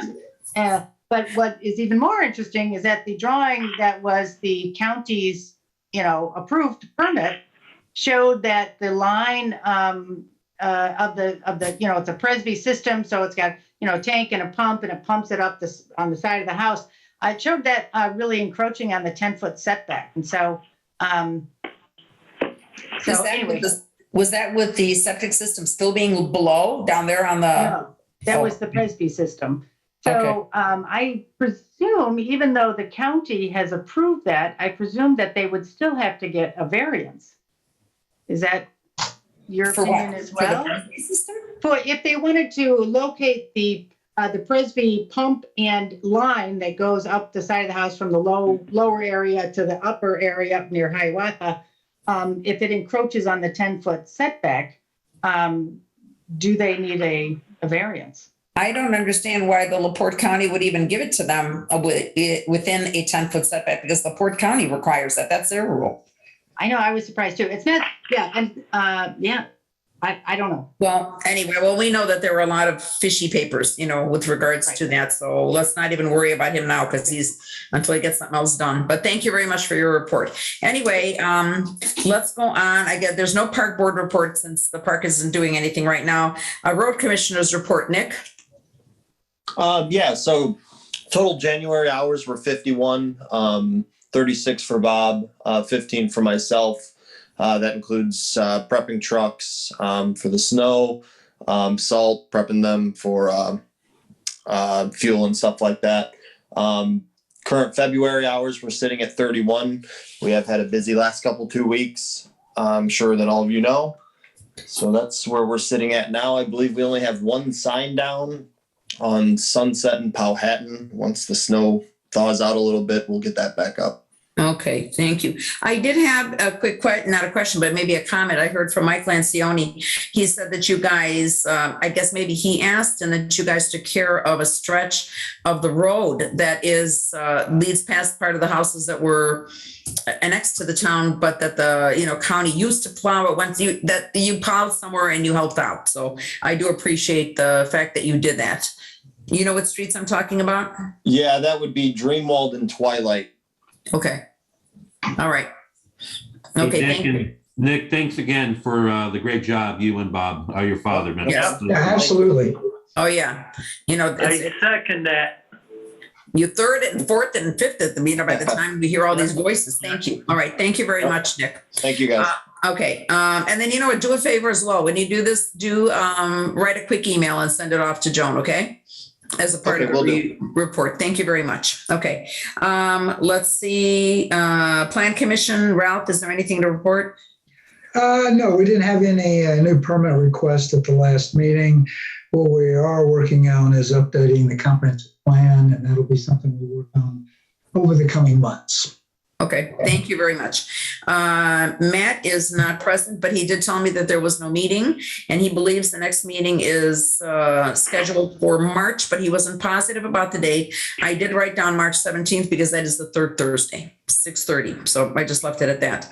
And also just FYI to everybody, Ralph, you did mention that the next meeting is going to be at 6:30. Is that a new time you've decided on for going forward? No, we wanted to start early because we'll talk about the comprehensive plan first and then move on to the normal agenda. Okay. At, hopefully All around right. 7. Okay, thank you.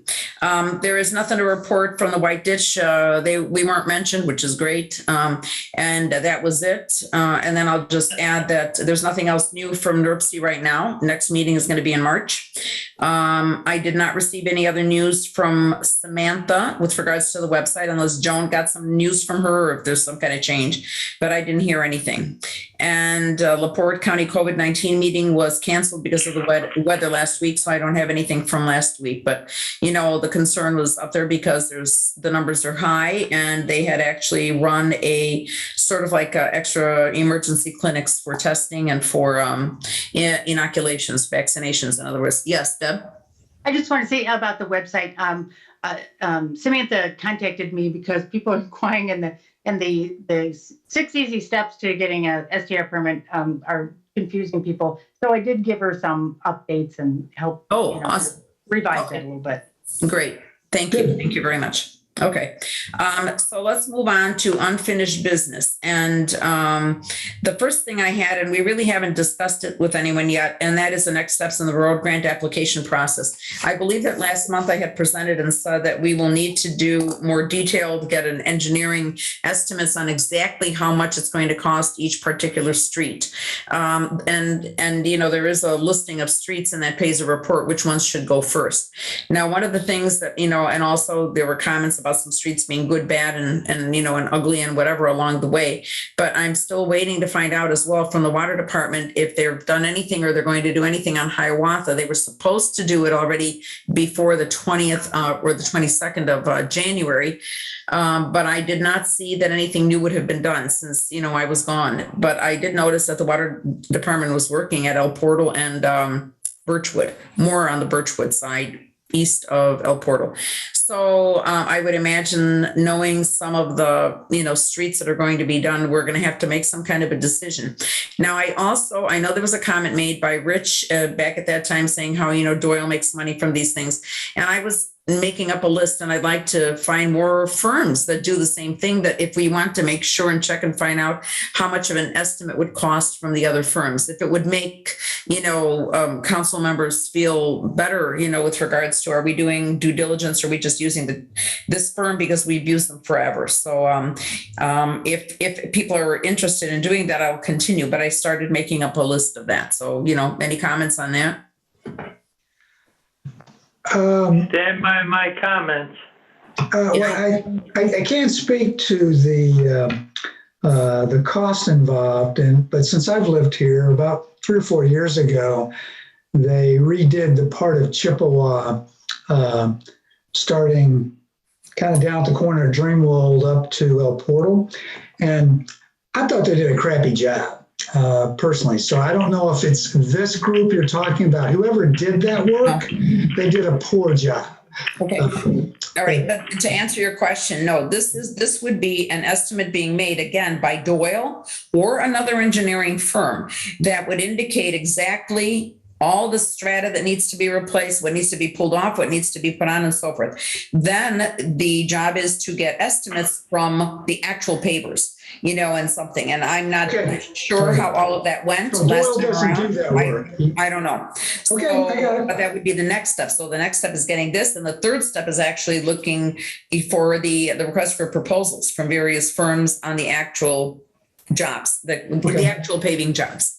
But I thank you very much for your comment, Ralph. So anyway, I don't have anything ready at this point to present about any other firms, but I can get some information if, you know, just to find out a ballpark, if somebody would give me a ballpark figure on what they take, at least we would know whether or not the firm that the town has been using, which is John Doyle, you know, do we stay with them or do we move on to somebody else? Well, why would we have to pay Doyle more money? We've already paid him to give us these estimates. He did this pays a report, but the next one is, I guess, the real detailed information that on this road, you're going to need to expand it so many inches this way, and you're going to need to remove this much of the top layer, and then you're going to need to put down, you know, all of this, which I guess is that second step. I don't really know that much about it. Maybe Joan would know more. Bob may know more to explain about that, but Rich, you may know more about that. But I figured I needed more education on that. But since the last meeting, we went away for a while and, I was busy with something else now, but I will look for it in this next month, this time period, to get all the information together. So we would be ready and then we have to apply for our, grant, which is due in July, I believe, maybe June or July. So we have to figure that out. So anyway, but I just wanted to remind everybody about this and see if you had any comments or questions. Then I would like to give a report with regards to our hiring of a new town attorney. I am very grateful to Rich and Ralph, who both of whom had, pardon? Ralph. Yeah, Rich and Ralph, who both spoke with a potential candidate. And I think you've talked to someone else too. You've talked to several, right, Ralph?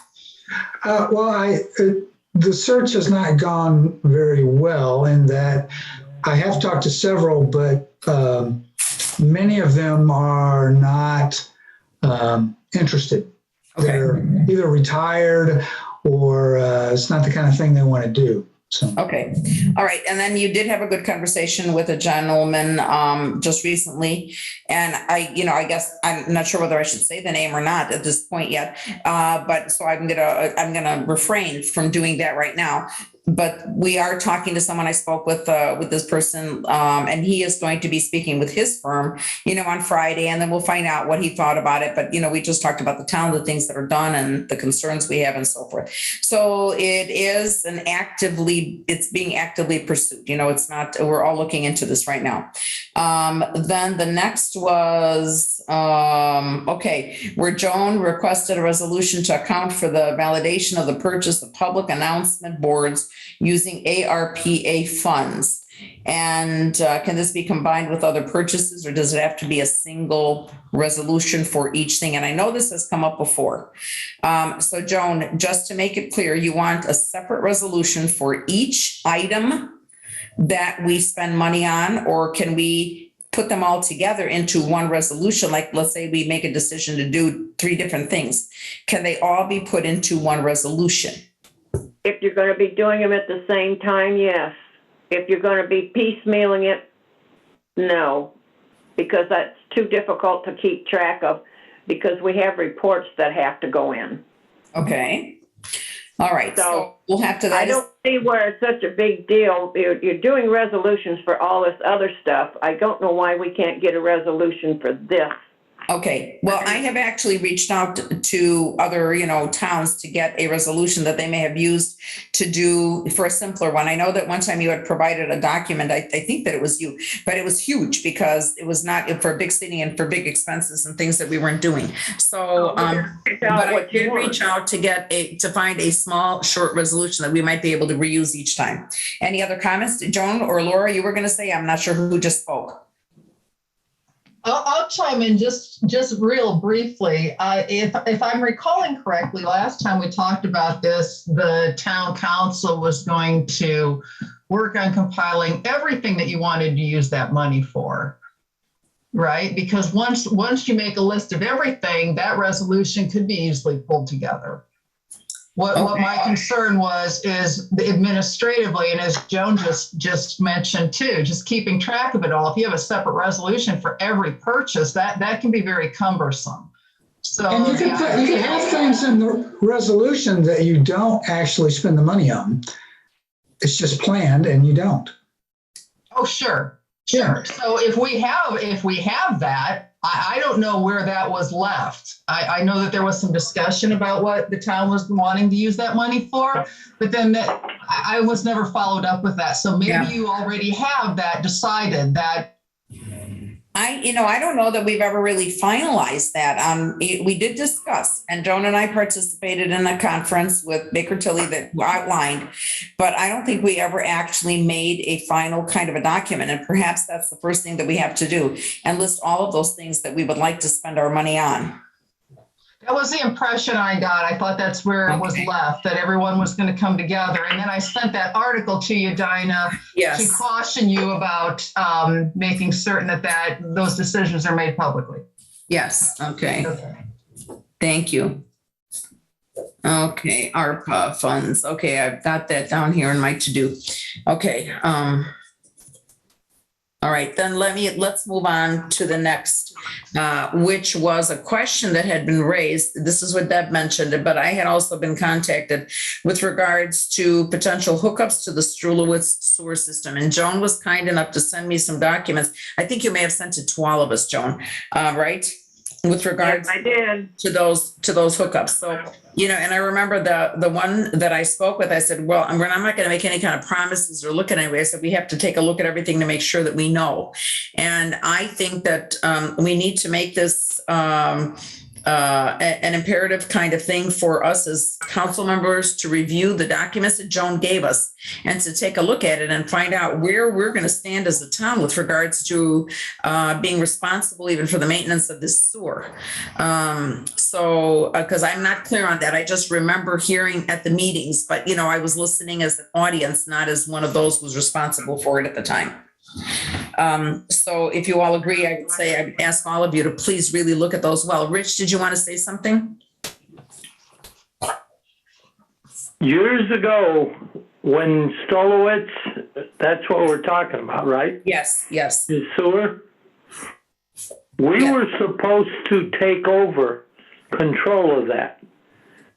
I argued it was under our roads. We should be in control. And Jeffrey Gunning, our lawyer, said that if we did that, we have to get them, we have to get approval that everything is fine, all that stuff. We never did any of that stuff.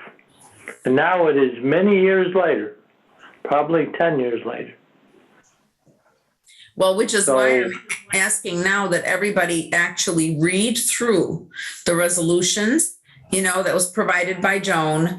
And if there's any other additional supporting materials that may be in some kind of files, Joan, please provide them for us so we can actually make an educated decision on what has to go forward, or at least know, you know, as a guideline, what we need to do going forward. One of the first things you need to do is get a hold of the Michigan City Sanitary District, because a couple people I know have already attached to that sewer. Yeah, there are Really? people I know who are on Meadow that are attached. Some of them on Middle are attached directly to the Michigan City. They paid to be directly attached to Michigan City. That Yes. did not have to go through us. Uh-huh. That, as a town, they did not have to go through Okay. us. Yeah, I don't think anybody in our town is connected to the Stolowitz sewer. Well, there was something done over there a year or two ago. Really? Yeah. I know there's On the been people that Birchwood were area. interested. Terry Topker was interested. But until we decide, and this is where our attorneys are important, that we need to take control of that. Well, it's, you know, this sewer is under our street for what, 1,500 feet or more? No, a lot more than that. It goes from Stolowitz's house on Brookside, in the back, actually on, what's that street? Birchwood. He's on Brookside, and it goes out to Birchwood. Birchwood. And then it goes all the way down to our little park. So that's, you know, half a mile, I would bet. And right now, Stolowitz is still in control of that. We were supposed to take control of that. Okay. You know, that was the ordinance or the agreement to let him do that. Okay, well, and I thank you for your comments, but that's exactly why I said we need to get more educated about this to find out, because we Yep. can't, you know, you and Joan have some more information, but you know, the rest don't. So we need to take a good look at all of this. And Joan made a good comment with regards to finding out from the Michigan City Sanitary District to see if anybody has, you know, tried to hook up or they have hooked up or something. So a good point on that. And it is a concern. For me, it's a concern that if we're taking over and handling a sewer and then we're responsible for it, then how in the world would all of that get paid for when the rest of the residents don't have anything here in our town with regards to the septic system or sewer system? So there are a lot of questions, and I'm going to put this on next month's agenda, but I want us all to prepare for it. So please read any information that you receive. I will call them sanitary district, and start talking to them and find out more from them. And like I said, Joan, if you have anything else, please add it for us. Okay. Okay, I do have one thing to add. You may not have understood that Mr. Strolowitz paid for that system. Yes. It is technically his. Yes. Yeah, he paid for all of that. Oh, yes. I know that. I remember hearing that at the meeting, with regards to that, but he's not gonna support that system for the rest of the residents if somebody ties on. So, anyway. Well, he gets paid for that if it happens. Well, But Joan, when we agreed to let him do this under our streets, the ultimate goal, it was in the agreement that we would take this over. We would take control of it, not the cost, the control of it. I'm not arguing that. Yeah. All right. Well, he paid for it all. Thank you. I understand that and I hear that, but let's put it all off until the next meeting. I brought it up so that we could introduce it, and I wanted to ask everybody to, to make sure you looked at it for next meeting. Deb has a comment about it. Please go ahead, Deb. Yeah, I was just going to ask Joan, in the document, it says that the town takes over as soon as there's a final inspection report. Yep. And so I haven't seen that yet, and I wonder if you have that. And also wonder if you have a drawing that, went along with that inspection. I've got a drawing. I have a drawing where it is. Oh, great. Okay, so send that to us. There was no final inspection. There was no final nothing inspection? as a final inspection. Michigan City would not accept it unless they had an agreement with us, and I could not find the agreement. Okay. So somebody has somewhere. And then Michigan City Sanitary District is the one we need to contact first. Okay, Joan, and I thank you because I agree with you. Nobody argues that. We will be contacting them, and then whatever documents you have put together that will help us approach this in a better organized manner, and let's work on that next month then, okay? So thank you, everybody, for your comments on this. I'm going to go to the next comment that I put down there, and it is the posting of minutes from the town council, the advisory plan commission, and the BZA onto the town website. Now, Ralph, I'm going to give this because it was an issue, a question that you had raised to me. So would you please take this? Sure. And the real question has to do with the town council meeting minutes. Before I was on the town council, actually before the pandemic in 2019, 2018, 2017, the meeting minutes were always posted to the website. And for whatever reason, they haven't really been posted, I'll say regularly, for the last few years. And I was working towards doing that, but I thought maybe it would be a better question to start with to the town council as to whether we think that's necessary or not. I can say when I was just a citizen, I found that quite useful. I know you mean you aren't a citizen now? I don't know who said that, but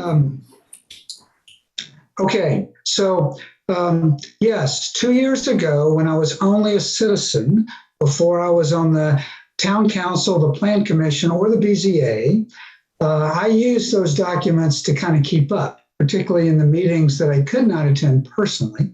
I could kind of check and make sure I knew what was going on.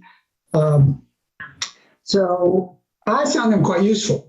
And I would also think that people that never come to the meetings, because most of our people in our town do not go to meetings, that they would be useful as well. But, I didn't want to keep pursuing this unless we all thought it was a worthy idea. So other comments would be welcome right now. Okay. I think any meetings we have, and they're all open to the public, should be published. So yeah, I'm totally in agreement. And I guess, Ralph, where did the roadblocks start? And what was the Well, I think they kind of stopped happening because of the pandemic, quite frankly, Michael. We switched, in the first 3 or 4 months of 2020, we switched to online meetings only. And, sometimes they were recorded properly, sometimes they weren't. We were also updating the website at the same time, if you remember. And I just think it kind of fell off of the wagon. And I'm quite willing to get the copies from Joan and work with Samantha to get them posted. But, unless everybody thought it was a decent idea, I didn't want to pursue You it. have all the copies. Why do you need copies? Okay, I have nothing considered final. I've never received a document from you, Joan, that's final with all the mistakes corrected and approved and ready to go. Okay, this is true. You can take these documents if you so choose and put it in your own words. It doesn't have to be verbatim from the town council. I still object to me going to all the trouble to do all this. When we record this, the people, if they really want to know everything that goes on, they should be listening to the recordings. That's where all the action is. Okay, so Joan, what I will just do... have points. I just have points that, I have just the basics that's on there, on the council meeting. Okay. It's a memorandum. If they really want to know what's going on, that's what our website is for. Exactly. Okay, Joan, all right, thank you for your comment. Now, I agree that with Ralph, I agree with Rich, that we should publish something, we should have them out there. Once we have a website, we take on ourselves the responsibility to provide more information than just when the meeting is taking place. Now, going backwards with all kinds of minutes, I don't know how valuable that would be, but maybe going forwards, we could be doing this. I know that the communities in the reading, excuse me, please. In the research that I had done, this is even before when I was just working on the website, I found out that there are a number of communities that publish draft minutes, not the approved minutes, but draft minutes, so that whatever minutes were submitted are the ones that were put up on the website, and each website in that case, would say that the approved minutes will be updated at some time or whatever, but then I've never seen them updated. Some people do have approved and updated minutes. Now, it's not my own, decision, which one, I won't decide which way to do it. But I mean, I'm really in favor of having them posted. And I think that we should do that. Laura, what would be your comment on having draft minutes posted as opposed to approved minutes? That would be my question. Yeah, I understand that some people do that.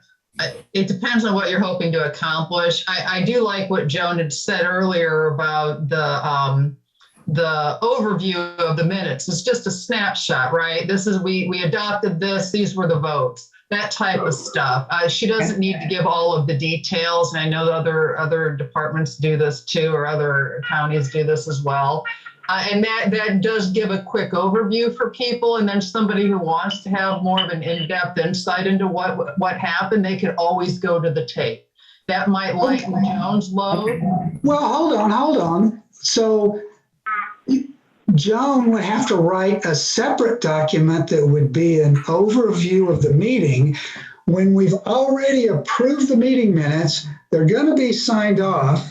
So it just seems like that's even more work if we don't use the meeting minutes to get signed off. Why can't we just use those? Oh, yeah. I'm against posting drafts because they're not accurate. Yes, I would be very cautious about doing that. Certainly you can post approved minutes. I've not seen minutes for a while, so I'm not really clear on what they look like. So that caveat has to be stated. Sure. But the point is that sometimes your minutes can get very verbose. Sometimes they can be very detailed that they don't need to be, and you could approve a shorter version is what I'm suggesting. But yeah, I agree with you, Ralph. If you're gonna post something, it should probably be something that everybody's reviewed and approved. Okay. That just makes good sense.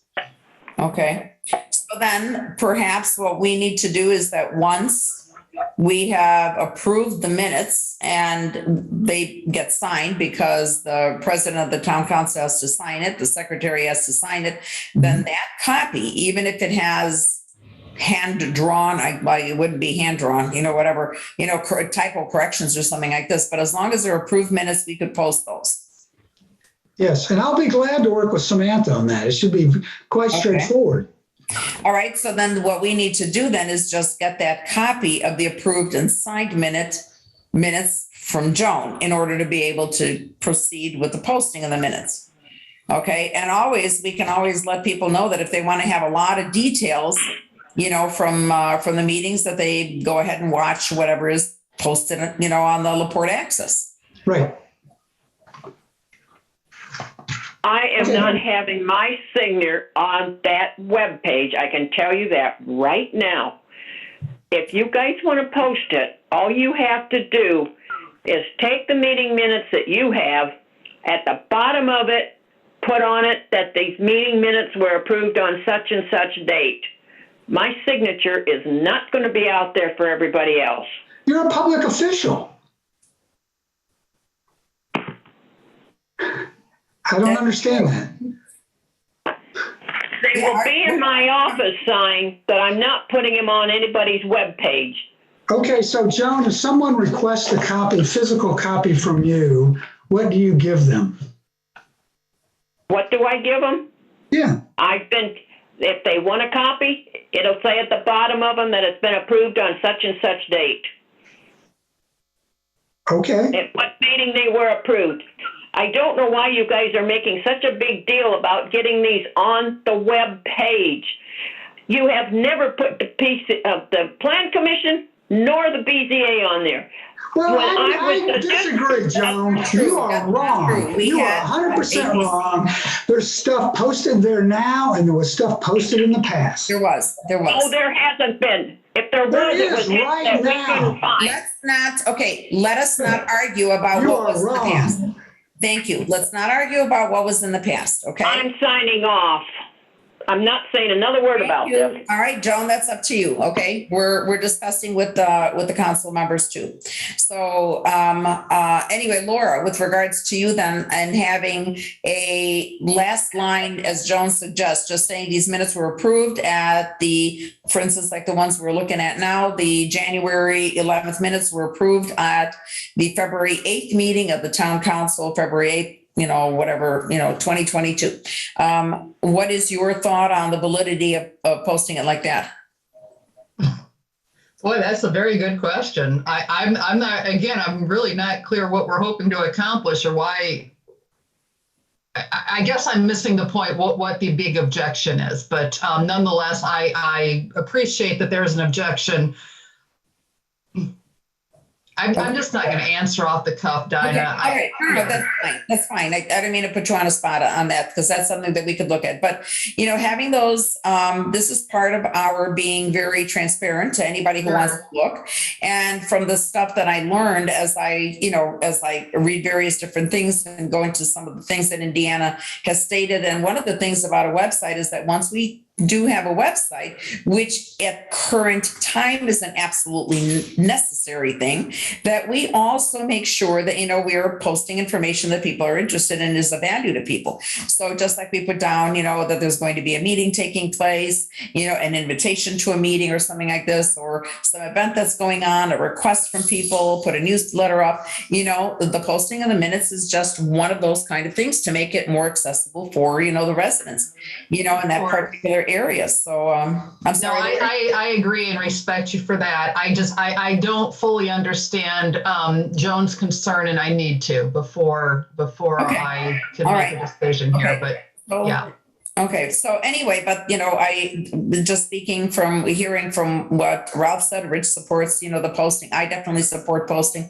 Michael, I'm not sure, what your thought is on it. We haven't heard from you. But I support it. I mentioned it before we got into this, is that, it's people don't join, but if they want to peruse at their own pace, at their own time, have it available. We record these meetings anyways. So what's the hide? Yeah, so no, this is true because LaPorte County Access gets a recording of this meeting. So in other words, and they are posting, if they can't have a visual, they're going to be posting, perhaps, I don't know how much of the screen, they may have up, but they will have the recording of the meeting up.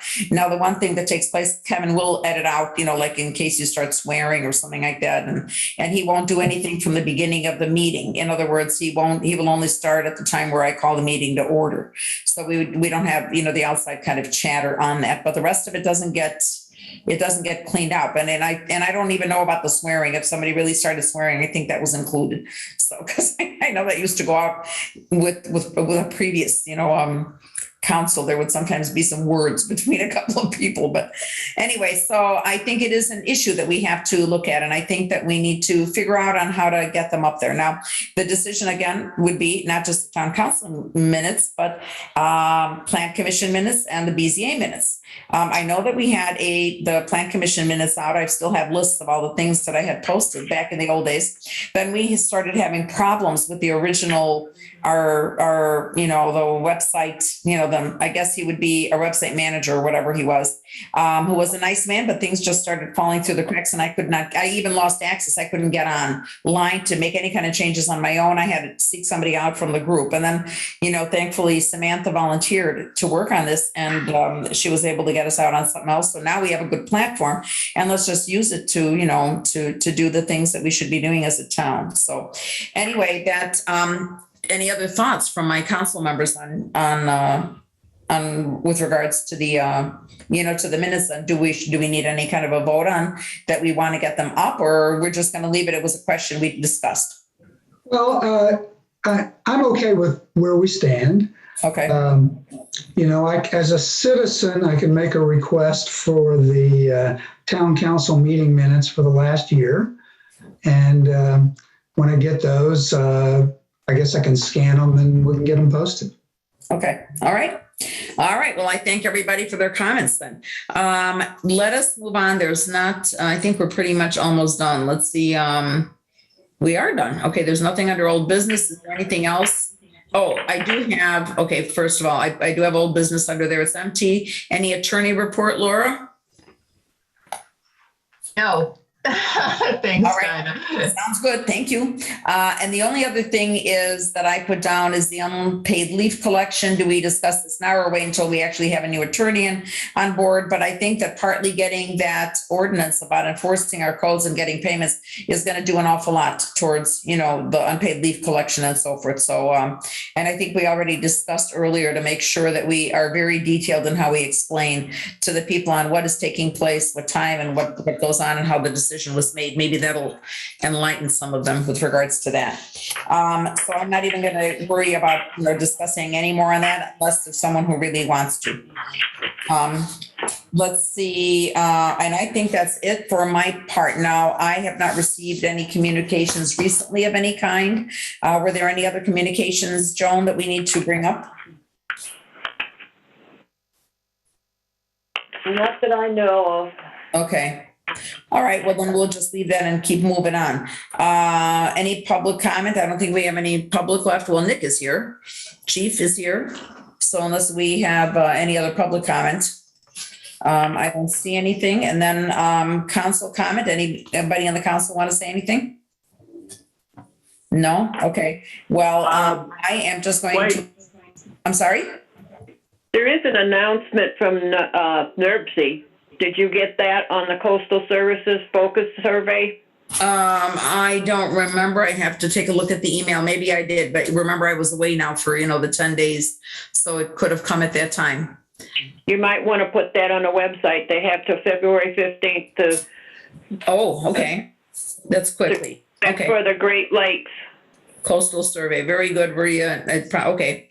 Now that you're saying it, I think so. I was talking to them about other things, but I did not talk to them about this survey for website. Okay. Thank you very much. I will take a look at that immediately after we finish our meeting. So if no one else has anything else to say, then the only thing I want to do is invite any council members to, or town members of any kind, to participate in those 75th anniversary, celebration meetings, to, put in your 2 cents on what you think should go on or shouldn't go on and so forth. So I know there's not many of us here, but those who might be listening to this online, please don't hesitate. The meeting is advertised. I know that we've got it up on the board for, I don't have it on my paper here, but I know it's up on the board is for the 28th of February. I'm sorry, I omitted that from my list here. But February 28th is going to be the next meeting, and it will be town meeting room. And we're going to try to hold it as a hybrid meeting so people from remote could actually, participate. And Ralph, I'll work with you on that. Maybe we can get, a microphone to work and speakers and stuff like that, at least so that we can hear them. So, okay. Now, if no other comments, then I will ask for a motion to adjourn. So moved. Okay, Rich has moved. It is now 9:15 and I am calling this meeting to an end. I thank everybody for your participation in our meeting, and until the next time, okay? Good night. Thanks, everyone. Good night. Good night, Thank you. Joe. Bye-bye.